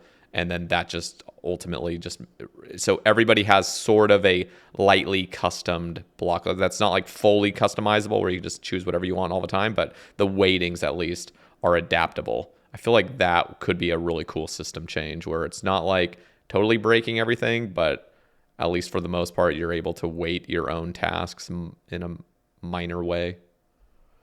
But obviously that's generally fair. Tons of engine work. There's been talks of like, give us the preferred task list from RS3, same idea. And anything to make life a little bit better is good. I still consider it closer to a band-aid, but at the end of the day, if it's easy to implement, then I guess the answer is why not, if it makes sense and it's themed correctly and rewards correctly. Yep. Hitbox actually has been working on a Slayer proposal that encompasses some of these ideas, including my idea for what it's worth. And it's kind of like he wants to have a look at this bigger rework to early Slayer and Med Slayer, and basically the whole concept stems from the idea that the Slayer point system is basically just outdated. It's bad. And we want to try and replace that without damaging the skill. We want to make it more inherent to the skill. So instead of all this boosting crap and skipping stuff that goes on, it's more like you actually just interact with Slayer on a fundamental level to be rewarded within the skill. And I think his proposal is very good. I don't know if it's out on YouTube yet, but when it comes out, some people need to go look at that and really have a think about whether it's worth implementing, because really it would just be a great benefit to the skill, I think. And it doesn't detract from anything; it just embraces it further without any of the bullshit. It's really good. Interesting. Yeah, I'll have to see it. Mm-hmm. Okay. I don't know if you guys have done. You guys probably haven't done anything outside of Coliseum yet, have you? In Varlamore? I have. I haven't. You haven't, Kirby. What? It's I great. haven't either, really. Besides like thieving for an hour. Okay. But- I have to say. Let me say one thing real quick. Is Okay. Yeah. Go. anyone listening, please take the time. Just spend. I spent 15 minutes on day like 2. Just go out and walk around. Don't even run around Varlamore. Just walk around Varlamore because it's a really nice area, and there are so few times where you're going to get something on this scale as an expansion that you can just appreciate by walking around. You may not be that kind of person, but just do it. Take 10 minutes, just walk around, and just have a look at the area. It pays off. I still need to do that. Yeah. I need. It's nice. Yeah. Have you guys done the frog quest? I haven't done any of the quests. Oh my god! I got the frog outfit from like the random event. Oh no, you guys haven't done. Okay, the first thing you guys need to do when you go live next time is do the frog quest. I will not spoil it, and yeah. I'm gonna. I'm not saying a thing. I'm just waiting for Quest Over to come please, out. Please don't spacebar the frog quest. Please take your time. All right. How One of the beauties of old school. Is it short? 10 minutes max. All right. Cool. Yeah, I'll do that.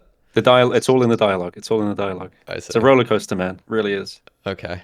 I'll try. Yeah, I'm just not really a quester. I've just never been. It's just odd. Like I actually care about lore, kind of, but I don't care enough to actually like participate in it. There's like a disconnect in my brain when I log into RuneScape. Like the last thing I want to do is like be reading dialogues. I just want to do stuff. I was like you care, but TLDR. Yeah. Yeah. That's literally it. You guys give me like a haven't tried, 1-page summary of all the RuneScape lore, and I'd be really interested. Just don't make a whole ass book on it or a series. You guys tried Perilous Moons? Not yet. It looks. What is wrong with you both? I haven't. Well, I am excited about the problem is like I'm just not interested in any of the items there really. I mean, I have to get them for the clue steps now, but so I will do it, and it actually looks really smooth. It looks like really smooth gameplay, and a lot of people have said they think it's like one of the best pieces of content. Yeah, I did a Coliseum run with a Perilous Moon armor. Does that count? That counts. I'll count it. Let's go. I did a run of Perilous Moons. I did all the quests and stuff, and Perilous felt extremely well made. One of the coolest things about it is that basically when you go into the boss, other players join into your fight area, but you don't have to like start and finish at the same time. So like you basically have a boss that's tied to your player. When your boss dies, their boss still exists, and you get TP'd out the arena. And it allows you to have this MMO experience where you are still all fighting together, but really it's your instanced thing. And all the mechanics take place and stuff, and they're really, really great for teaching players like better pathing and stuff as well. Mm-hmm. And they're all similar, so it all feels like you can go and understand it. Basically, I'm saying Perilous Moons is like amazing for what it is. And one last thing on it is that for the first time since Chamber's release, I got the feeling of Chamber's release. I got the feeling of like having an experience, actually participating in like more like a journey through an area that felt fun and kind of felt like I don't know how to put it. Like, you guys ever? So a bit of I'll backtrack a bit here. When I first went into Chambers, still kind of new at the game, and I had all the area sounds on, game sounds on, and it just felt like I'm like a full experience of a raid was like really quite something. Mm-hmm. And for the first 100 or so chambers that I did, I had that experience. I had those sounds on. I didn't play music and stuff. I was like enjoying the experience. Perilous Moons captures that for me, and it's hard to explain, but if you have the music on and stuff, yeah. And I think it does a really good job because it's approachable, unlike Chambers. Chambers is still fairly high level, but I don't know. For me, it kind of hit the spot, which is cool. Yeah, no, I'm excited to jump into it, and I just really wanted to get that quiver, and I've just been really like the Coliseum is just so addicting. It's so fun. Yeah. I was gonna do my naked 1GP run first, so I can check it out. Just fisting everything or punching. That's a different stream. Holy, it's a different platform. Different universe, hopefully. No. Right. Okay. So I'm not confident in the game. here's his final question, Manders. Have your expectations for Varlamore Part 2 or Sailing changed at all after seeing how the devs have handled the launch of Varlamore Part 1? Personally, yes. What do you guys think? Yeah, I mean, I was already kind of hopeful. I feel like, because I feel like I've kind of had faith in them lately, but this definitely have gave me some really confirmed hope, especially for sailing. Because I feel like sailing, I would yes, I was kind of like hopeful, but was like, okay, this is big scope, so I'm a little worried. But I have a lot more faith, I think, after this, even for sailing.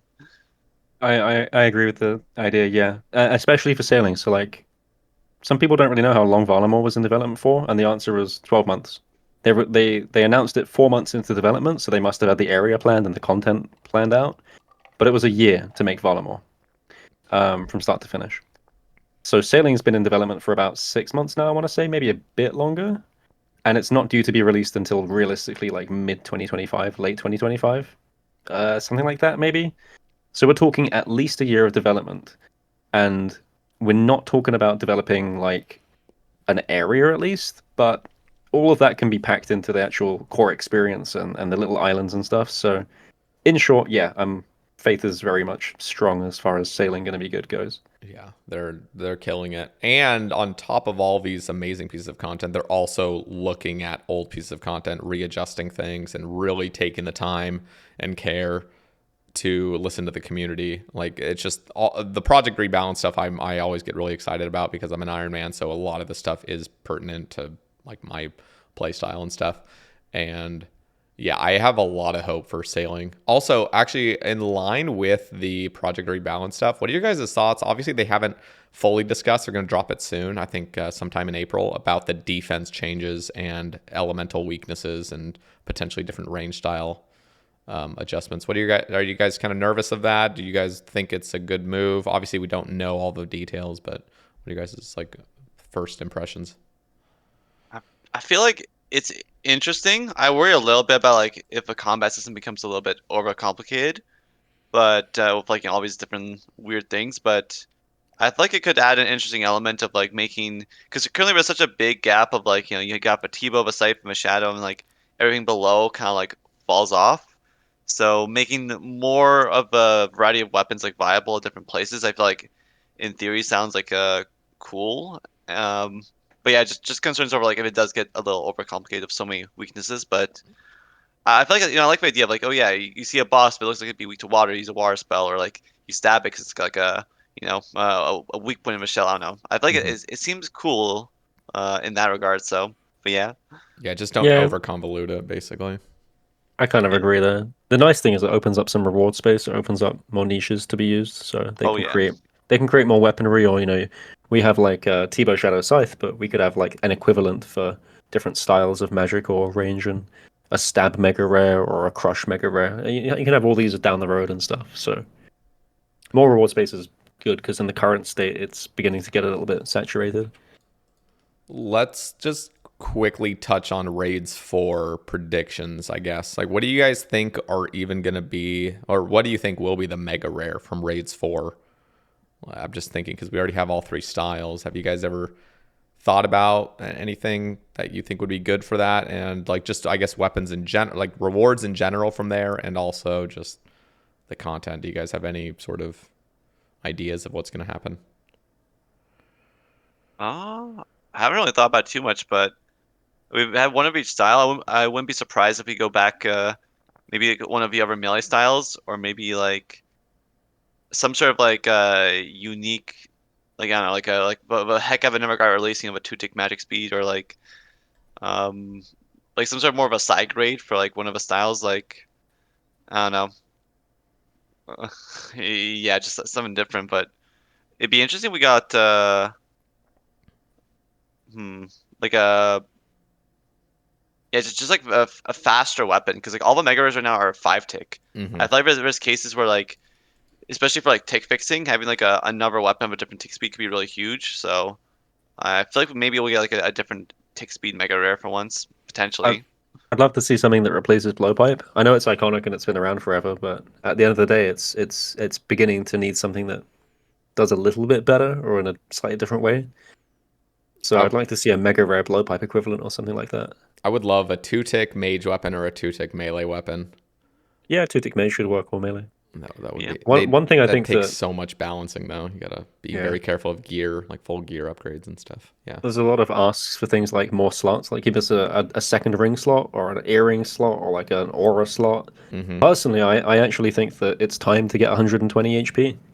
I think it's time to buff the stats a little bit higher, and that Yeah. allows NPCs to hit you harder as well.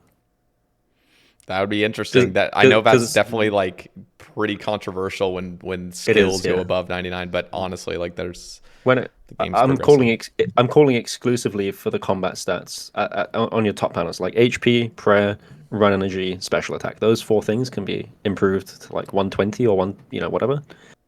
And I'm not talking massive creep, and I'm not saying skills. I'm just meaning those four things, and that allows more scope for combat, allows more utility, allows bosses to again hit you harder. And it means that if you're trying to do the content on first clear and you don't have access to those upgrades, it's going to present as harder until you get them, which is nice. Same effect thing as like a DPS upgrade, except it's an HP upgrade, right? Just like 10 or 20, whatever it is. So 2 points that I want to. Well, first I want to talk about overloads potentially coming to the game and your thoughts on those, either traditional overloads like chambers or some other variant of them.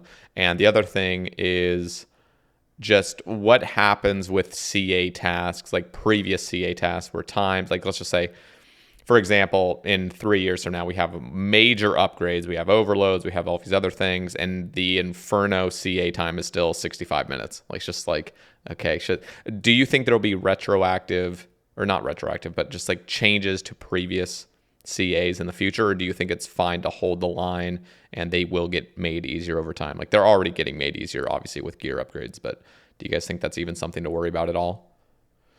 So I've always 2 points. felt, Yeah. or I was going to go first. I up to you. Okay, I'll go. So I think that CAs are a bit of a balancing act between like how good you are and how good your gear is, and with the speed times as they are and how it feels like, it's like you can either try and get as good as possible or you can try and get better gear. And again, this is a balancing act between the two. But more importantly than that, CAs present to me as something that allows your sort of more average player to want to try and improve. And whether that is in ability or in gear, it doesn't matter. It's about progressing them through the game and getting them interested in that process. So I don't think the times have to change to make that effect like stronger or anything. If anything, you want sometimes to be obtainable with worse gear, so that you have a starting point to hook onto. That's true. And so for that reason, I think it's fine. And as long as new content pushes the limit, that's fine. Old content doesn't have to change. Yeah, I pretty much agree. It's like having those GM tasks that you can complete a bit earlier on, it kind of motivate players to think like, oh, maybe I can get to GM. It's like I've done a few of them, and Yeah. it's also like back in the day, maybe BIS gear was like 1 bill, but now suddenly BIS gear is like 5 bill, 10 bill. Like you shouldn't having it require 10 bill to get a combat achievement when like back in the day it was like 1 bill for BIS gear for best chance of a CA. It's basically, even though like that the top end players of all the best gear have an easier time getting it, players in their account progression have to progress so much more to get all that gear. If you make the time so fast, it requires all these new mega rares and crazy things. So I feel like yeah, leaving the times as they are, and just because you still have to get GM, complete all the newest, hardest ones, which are up to date with gear. So either way, it's like you still have to do those. And I have always thought though, like, rather than updating the current ones, I've always said it'd be cool if it was like a super GM tier, where it's like maybe the reward is just cosmetic, who knows, just a flex, or maybe it's like some minor perk, but just a super GM tier that's meant to be constantly, it's always balanced around the hardest challenges, the fastest times, stuff that like players aren't really expected to complete, but like maybe a handful will, and it'd be like a cool just thing to aspire towards of like the super GM tier. And like I said, the reward would be either cosmetic or very minor, so that it's not like players don't feel bad they're being locked out of it. It'd just be like a very cool like they can put all the hardest stuff into here. It's kind of like how there's like Blood Diary and stuff. It was like an official thing. I feel like when you have like an official challenge, it's just a lot more satisfying to complete. So I always hope they would do something like that. There was actually like this idea, I think somebody had mentioned it, like an idea of Inferno. Like imagine the top 25 or the top 10 fastest Inferno times get a special cape. So it's like their Infernal Cape, it's just cosmetic, but it shows that, okay, this guy's a fucking speed demon at Inferno, and it's always changing. So whoever's in the top 25 or the top 10 fastest times get that special thing. So it's always updating, and it's always pushing the limits, and it would be the same thing with Coliseum, for example. Like Coliseum, you'd get this updated quiver if you have the highest glory, let's say in the top 25 or something.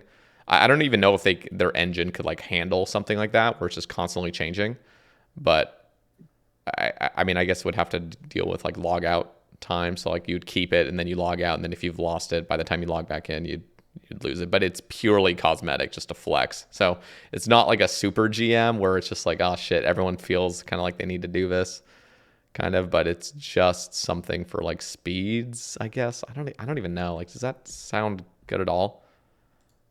Cloggers molding.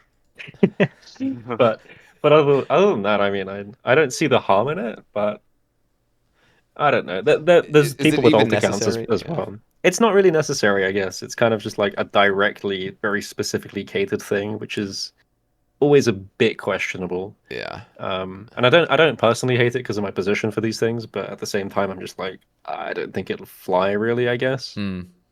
Yeah. So what are your guys' thoughts on overloads then?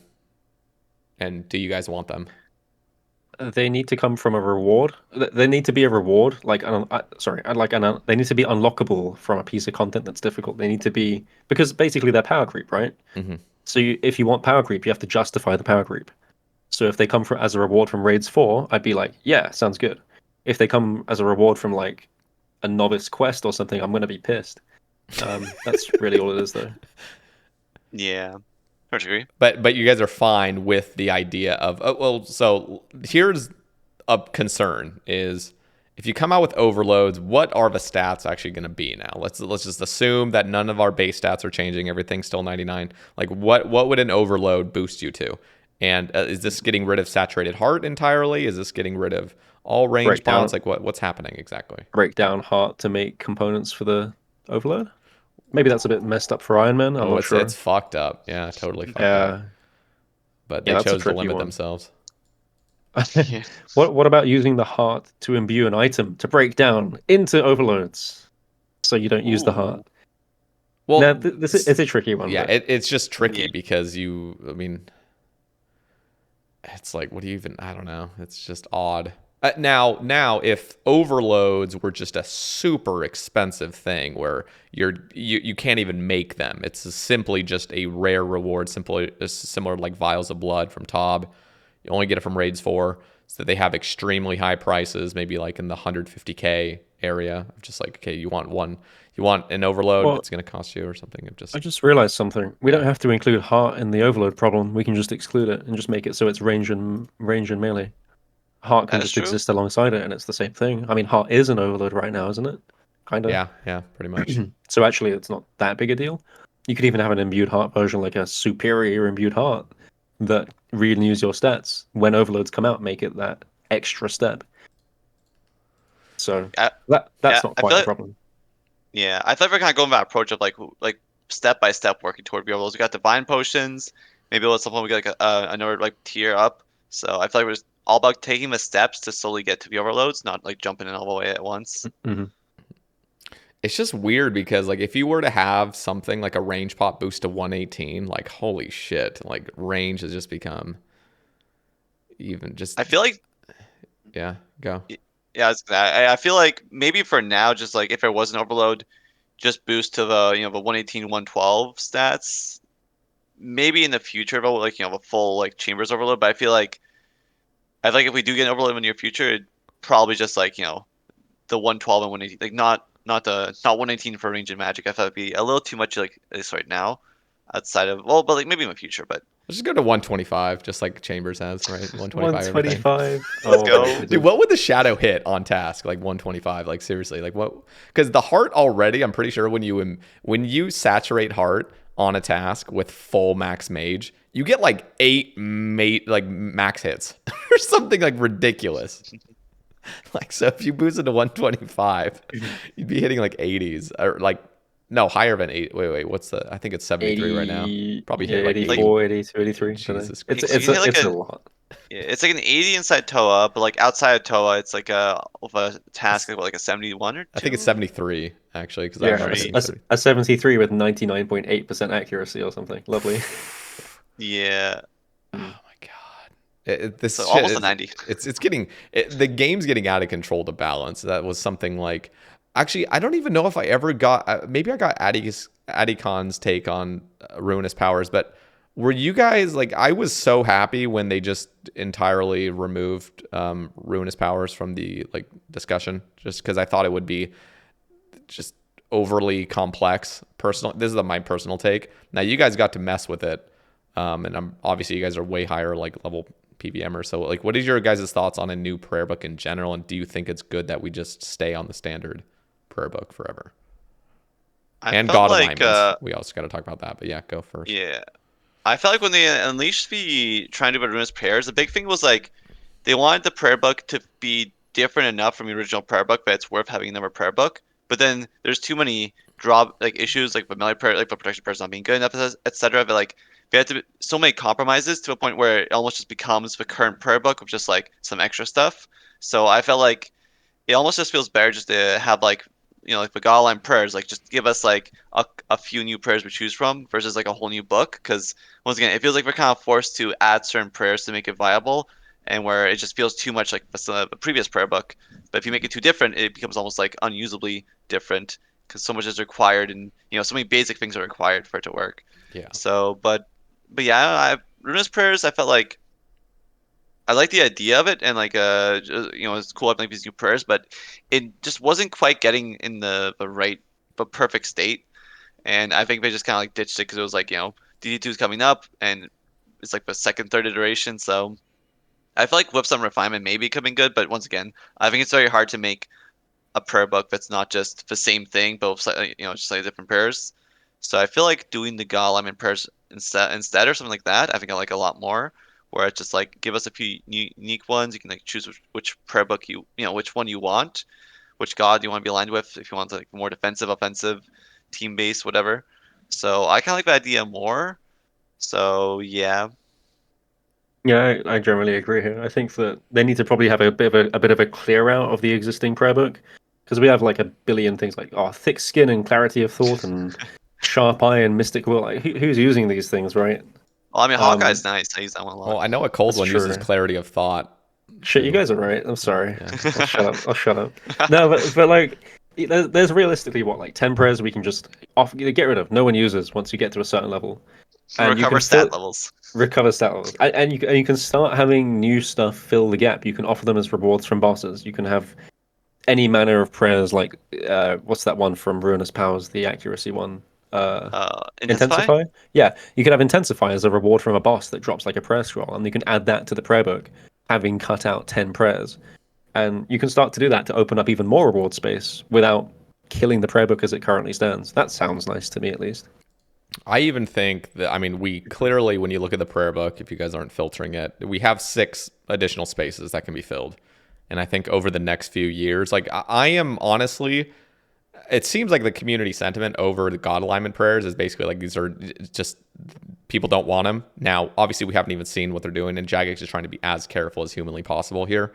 So I'm gonna give them the freedom to kind of design these things, and then we'll see when we do a beta test with it. But honestly, like I don't even think God alignment prayers are even necessary. I just feel like literally over the next several years, I mean, we're at level 77 prayer is the highest prayer. We have 6 more slots. We can get up to like a level 98 prayer at some point or a level 99 prayer. Just and honestly, I think 6 additional prayers is all you really need, and we can have an accuracy prayer, we can have a super tank prayer, we could have like some sort of recoil prayer or something, just something that's going on. That's just my own kind of opinion. I just don't think we need to do anything super drastic. Yeah. Anyway. I don't think we need to go too crazy on it. Yeah. It just seems like it's a bit too much as well. It's like they chopped it down from like 3 prayer books to just like the 1 prayer book, which is fine, but a lot of this falls back on the problem of they're running out of reward space. And while WGS is coming up right in the next 6 months or so, I think, and they need to find a place. They need to find relevant rewards because it used to be claws, and now it's like, well, what are you giving to us? For all I care, I think they should just again scrap half the prayer book, offer something like Intensify as a drop from them, as a prayer scroll drop, and that would be good enough. Like they don't have to go crazy on these ideas. But I agree with what you said. Is give them the freedom to work it out and see how it comes up. Yeah. That's fine. All right. Here's a question from Barry, and he asks, "How would you design a hard mode Inferno? And is hard mode Inferno still going to be a thing? I know there's like a new dialogue that came out several years back about when you finish Inferno." Oh yeah, I forgot about that. Wasn't like the blue Inferno meant to be a hard Inferno, but then it's not really a hard Inferno because now we have Coliseum. Yeah, I feel like the blue Inferno think literally that's is just right. Coliseum. Yeah. Yeah, that's kind of taken over. I don't think that they ever want to touch Inferno again. Is the impression I get after a couple of Yeah, chats with the guys. It's like it solves it. It serves its purpose, but doesn't need more. yeah. I feel like we're probably not gonna do it, but if it were, imagine we get like, I don't know, Vertex Tornado pops up during Zuck or something, heals the boss. I just honestly think it would be cool to just have a like Inferno 2 honestly could just be you killing Zuck as Zuck as like a soul version, like the just something that's a very similar to the soul fight that's just a repeatable thing, and it's just way longer and way more intense potentially, but yeah, who knows what they'll ever do with that. I think a lot more of the boss fights these days need to approach that because Sol is actually fairly similar to Verzuk, I want to say, in the same way that it's a big ass movable NPC that runs around and slaps you, and it's just a lot more fun to deal with an interactive NPC like that. So a lot of the ones going forward needs to be like that, not just hard mode stuff. Yeah, I really wish we would get like Zuck just comes out and you actually fight him. That would have been cool. Yeah, that would be pretty badass. But we got our fix with Soul for the most part right now. But yeah, Yeah. some sort of a, like overworld boss, like you were saying earlier, MolGoat, would be just amazing. Some sort of similar fight to that in the future, just be so cool. Okay, Rue asks, which raid needs a quality of life the most, and what would you do to improve it? It's funny because Chambers has had like at this point double-digit quality of life changes, I think. So many. So Chambers incidentally is in a great spot right now, thanks to its latest update. So I think Chambers is finally, after like nearly a decade, actually in a good spot. Hob has actually had the least changes, I want to say, but that's also because it's the simplest raid, Yeah. and so it remains in a decent spot, which kind of leaves Toa. It's probably a couple of little things that, not even necessarily little things, but things that would make the experience flow better that could happen. Things as simple as like maybe change it so the croc puzzle is a bit more intuitive than almost feeling like random and weird. Because the spike mechanic, the way it runs over, is like very odd. It's not expected. It's not intuitive. Mm-hmm. So there's things like that. Things like Monkey Room obviously is like a fan favorite for hey, please fucking delete this, stuff like that.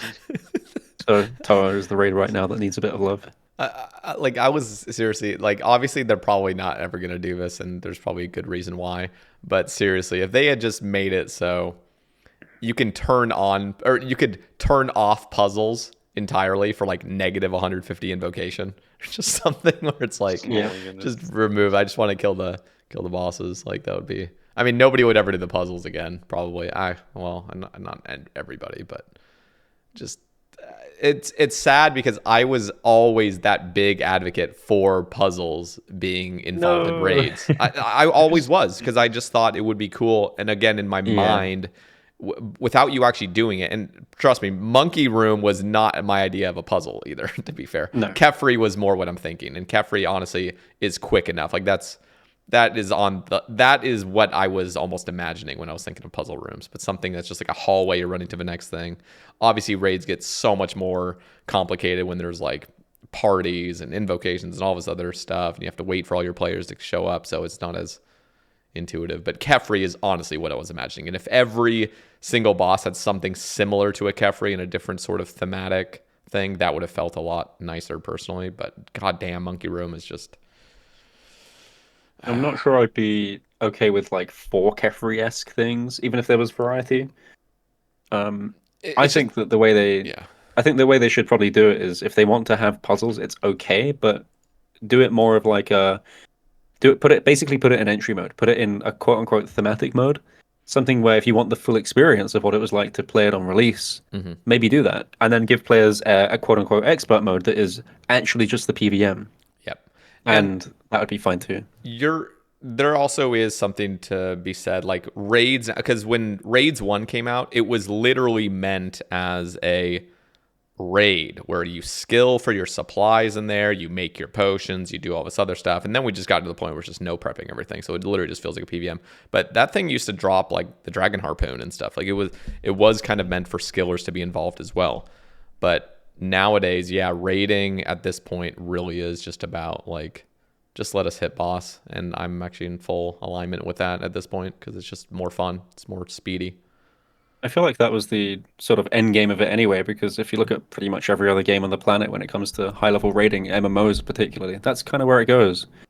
And I don't know how many other MMOs have like tried to approach it from, hey, what if we did put puzzles in? But I think the fact that we just didn't see it anywhere kind of screams that it wouldn't have worked and doesn't seem to work at high level. Yeah. So I'm not surprised anyway.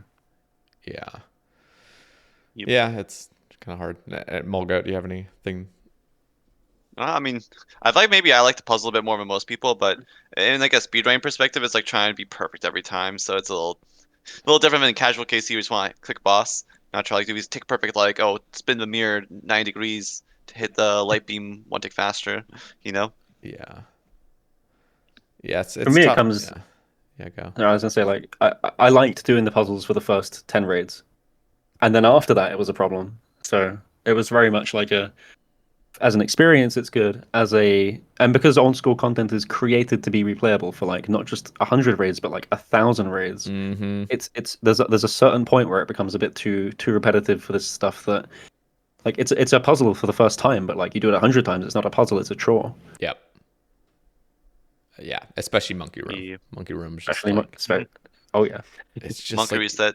it's literally the thing that made me never want to do TOA. It's just no, because I'd always do Baba first, and I'm like, dude, I just don't want to even go into that room. And they made quality of life improvements to it, and it just wasn't enough. It still just takes way too long. the craziest thing about it is Monkey Room is more APM than any other part of the raid, including P4 Warden. Yep. It's So actually just more APM, so which makes no sense. Yeah, boring. Okay. He has a question here. Should we make Light Bearer / Fang and Dex / Augury scrolls less common in experts / CMs, similar to a Vernic in hard mode?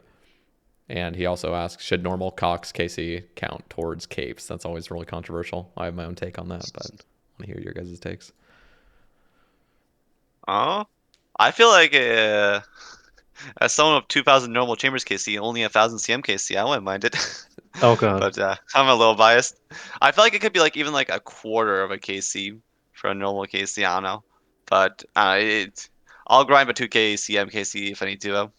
But There, it does feel weird, but it's like only Toa and Tob both count for normal, so it's a Yeah, little inconsistent. that's But my take. I just think, dude, if you're gonna do 2,000 normal chambers, like first of all, you're just trolling because at this point you might as well just do CMs because you're gonna get the kits and you gotta hunt that stuff anyways. I feel like it doesn't even matter. Like I don't know why. And Aatykon you probably have a differing opinion, but I'm just like, dude, for my own OCD's sake, like, can we just make it so it's 2,000 across the board? Like, Jesus Christ, like, I don't know.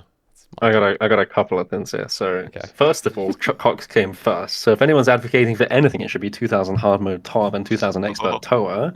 take away the capes. Firstly, secondly, and this is the more important point, Cox CM is some of the best content in the game to group up in teams for.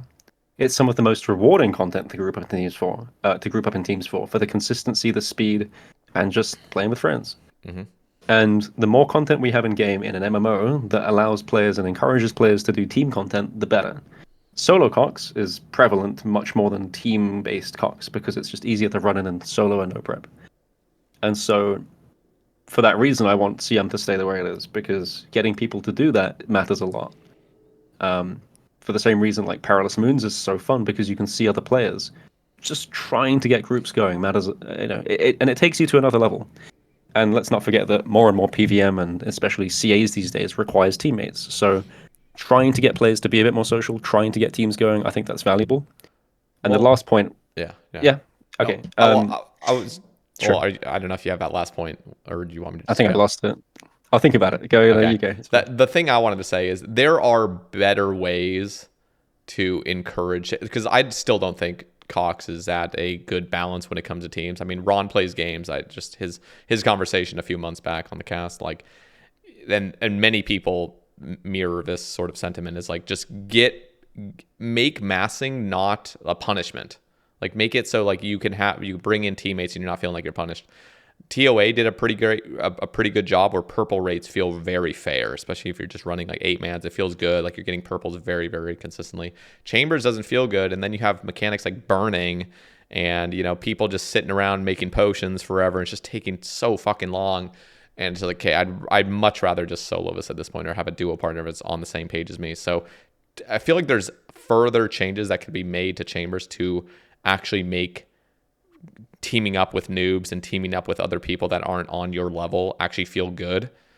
And I just feel like we haven't gotten to that point, especially like when you're massing and stuff. Like if I do a raids mass on stream, we don't finish the raid with a lot of points, like at all. It's just, and honestly, Ron brought up a good point of why do you even lose points in the first place?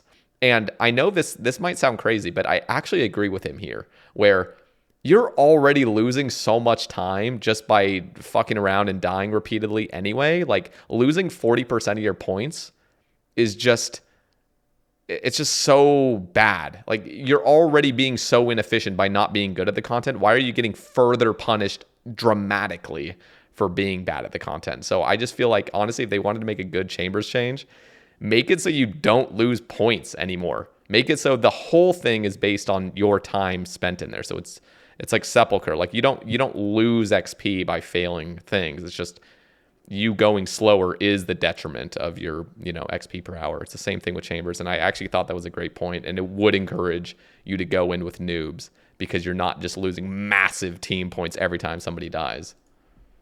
I think that's fair, and that's kind of what they did with Tara, right? They made it so if you want to have deaths, you lose nothing but your own time. Yeah. So going forwards, I agree. Changing Chambers mechanics at this point is a bit iffy, but I agree with the idea at least. Yeah.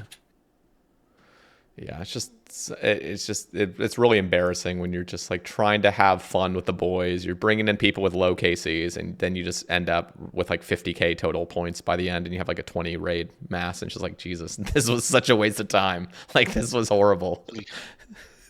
Yeah, I never got why they did that. Yeah. So I think that would be a great change, honestly. I think for raids 4, it should certainly be because like what Chambers is 100, TOB 5, and Tower 8. I think they can go to 20. I think that's a reasonable size 20, without feeling too like it's completely crowded and stuff. But I'd love to see it go above Tower scale. I'd love to see it actually start to feel like I'm in a mass. Yeah, and not just that, but be rewarded for it, as you said. Like, it doesn't have to be like massively better than solos or anything, but it should feel more fun to do. It should feel like the group is not just wasting time. I feel like it'd be cool if a raid was like non-linear. You could have like people split up and complete different parts at the same time or something. I thought I was kind of expecting Toa would be like that, from how he described it. That'd be crazy. Imagine Toa with that. Like, you run in with 8 people and you just have 2 people doing each room, and you meet up together. Just do the final thing. That I don't know if that would actually be good or not, though. You'd have to see an example to know if it worked. It does sound good on paper. I have a feeling it's a bit less good in actual games. In theory, like, the good half finishes first. They come back to help you ever a slow half finish for a boss. Yeah. As long as you can re-enter and do, as long as you're not like waiting around for someone to finish, it makes sense. A lot of engine work. Yeah. Like, maybe like a little, like some sort of like fast travel points. You can like, run all the way down this hallway and all the way back, like just portals. Like, you can like imagine you could set up your own portals too. So you each have like portals you can like set up, and then you just run through each other's portals, and you just get that. Dude, honestly, that would actually be such an insane mechanic. Think about that. Like, just not even like entering other things, but just portals in general. like going in, like let's just say you're in like a 4-man raid, and you can literally set down portals, and then if your other player sets down a portal, you can like teleport across the room to other elements, and it's like an essential feature. Holy shit, that'd be crazy. That'd be cool. Yeah, I don't know. I'm thinking of all these cool mechanics for Raids 4. I'm excited about it. Do you guys think Raids 4 is going to come out next year? 2025 in Valamor, I reckon. Sure. I know a lot of people say Sailing Raid, and I don't hate the idea. I just think that you have this massive new continent. You need to deck it out with content. You may as well just make it a Valamor themed raid. I mean, there's so much options for it, so much space for it. Okay. Bear Hero asks, does there need to be a wave-based challenge for a best-in-slot Mage Cape slot, or is it fine being in the Wildy as it is? Why not both? Oh, an upgrade. So wave-based in the wilderness. Yeah. Waves of PKs coming to kill you. Just like, You have to defeat 10 rot. You have to defeat 10 rot members to get the upgrade. Yeah. you had to tank from level. What was that thing? I remember watching. I think it was Abyss like years back. He would do these tank tests from like the ice plateau teleport all the way down with like 20 fucking rot members in singles. This is before all the like singles plus changes, and you just be wearing a bulwark trying to flick everything. Like that would actually be kind of fun. Do some tests like that. Here. All right, here's your cape. I feel like the typical, like, if you make it PvP based, it will be boosted is the biggest issue, and it's very, very hard to do anything about it. But hear me out on this. Hear me out. This is going to sound funny. Yeah. Why don't they just make it so they have like Jagex bots that run around and look like players and feel like you're getting fought by players? Make it wilderness Please do based. not do that. Please do not do that. They have LMS bots. I mean, know, how hard it's can it be for They can Jagex do to it. make the same thing? I mean, they could do that. I'm not saying it's like I hate that stuff. It Oh, reminds really? me. It just I reminds mean, me. it's cool. It reminds me of PUBG Mobile. I don't know if you guys ever played that. I have, yeah, and it's bot infested as hell. It's just by like the PUBG. day one I was playing that game, and I thought I was killing real players because I thought PUBG was about like killing real players, and then you just realize, oh, every motherfucker here is a bot because they want to make the game feel like it's more alive, and they want to make you feel like, yay, you killed somebody, and it's like, fuck, like this is awful. I want to kill real players. Like this is just stupid. But who knows? I don't. That's just my personal take. I think I just have a big problem because of PUBG Mobile. It doesn't feel as good as the real thing. It feels fake, right? If it's Yeah. meant to be an imitation. Yeah, it feels awful. Whereas if you create a distinct NPC, obviously it's like, well, it's fine. I'm actually meant to be fighting it. I feel like But it could be cool to have. Oh, sorry, you go. Finish your thought. I'm not sure you can marry the idea of wilderness, like player versus player, and a challenge together. So maybe just separate it then. I was just kind of thinking how Yeah. cool it would be. The idea of like the bot, like the NPCs there, just like it can, basically bots made by Jag, like NPCs that act with like player intelligence, but like of varying difficulty. It could be like the Inferno wave based, but you're fighting waves of NPC PvPers, and we go up in difficulty, and we teach you how to get better at PvP, and you get the cape at the end. Like by the end, you're fighting like freaking like older blocks level PKers, or I don't know. It's like you can like because a big fit problem in PvP is like fighting people at your level. But if you can fight NPC with like AI that puts them at like the level they should be, how fast their switches are, mistakes they make, etc. I feel like that could be an interesting way to train players, but also kind of funny the idea of like an Inferno, but like wave based content where it's like PvPers are fighting like NPC PvP. That'd be kind of interesting.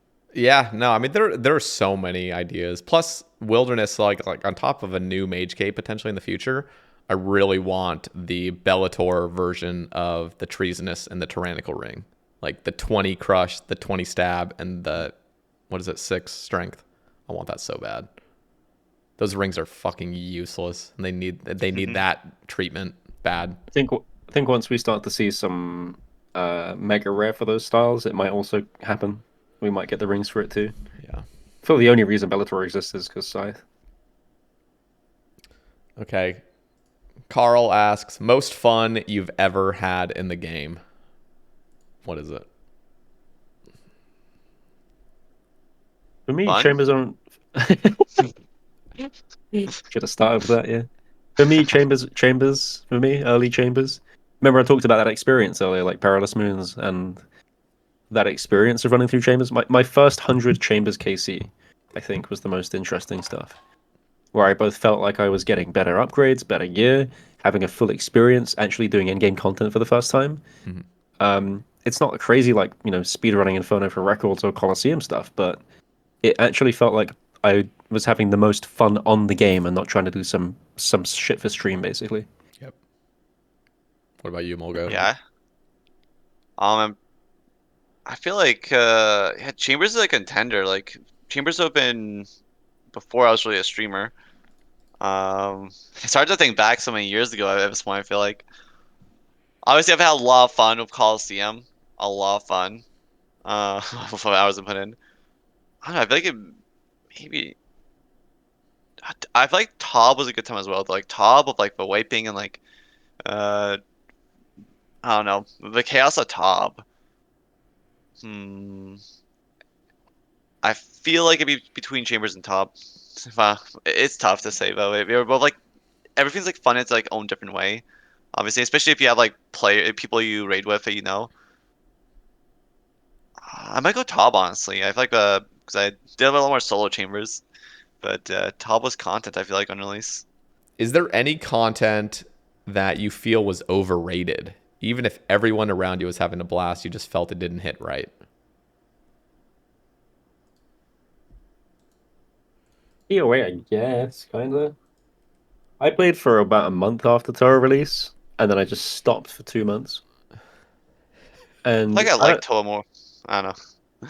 you like the techie side of stuff, and Toa's got Y- loads of that though, right? Yeah. So it keeps you going. I wanted to sit down and grind and try and make GP, and I didn't enjoy the experience. And everyone else is like, but it's so much money and butterfly this and wardens that. I'm just like, I don't know, didn't really do it for me. I'm trying to think of something because I feel like I'm like the opposite. Like people say we don't like Nex, but I'm like I enjoy duo Nex. Yeah, Um, Nex is actually not bad if you have a good teammate or teammates. Lies. yeah. Really, you don't like it, Aatty? No, I don't like Nex. I did crazy. I got like 700 KC Nex, and I don't recall a single one. So I don't know what happened there. But But you yeah, did it with I like don't in I small don't teams or duos or what? small teams Okay. mostly, like maybe 200 mass and then 500 small teams. But you did it This was early on before like Fang and everything, right? Probably. yeah. I just don't like the way it presents itself as a fight. It just feels Mm. very chippy, and I can't get that out of my head as being fun, I guess. Yeah, no, there's definitely problems with it. I think part of it is it feels classic, like it feels kind of like just a normal boss where you just go over and just hit it a bunch, and it just feels kind of like classic in that sort of sense. And ultimately, like getting drops just feels really really cool because I don't know, they're all really expensive, but I don't know. I had a decent time when I was with teammates that were like competent. I also got really lucky there too, so that probably helps. I got Yeah, really the drops lucky. really pop off. They feel so special when you get them in Nyx. Yeah, like you get any piece of Torv, you're like, holy, we're rich. I came up with something. Motherlode Mine. It's overhyped. I never liked it. Yeah, holy shit. And no, everybody's like captured by it. It's like there's like no other mining method that anyone else does. It's just like they hear Motherlode Mine is the way to mine, and that's just it. It's just like, holy shit, like this is painful. Yeah. Like Volk Mine's so good. You get like even like solo, you can get 80k plus XP per hour once you get to the higher levels and know what you're doing. I mean, I meant to make a guide for it, but I never did. One of these days, but yeah. I'm so excited for the blast mine change because they're like straight up buffing the XP plus the ores. So I'm pretty sure it's gonna be like 100k XP an hour. And it looks relatively AFK as well, It's comparison. so It's like chill. it's essentially just Motherlode Mine, but better. Yeah, and Yeah. it's just predictable. It's like you know exactly what you're doing, which I personally love mechanics like that where you just you know the cycle, you Yeah. know everything's Rhythmical. anticipated. It's good. Becomes rhythmical. Yeah. Yeah. There's this little thing going around, right? There's like this it's almost like a Strata? crack there's like a crack the clue thing going on. You Oh guys really? seen What's this? that? No.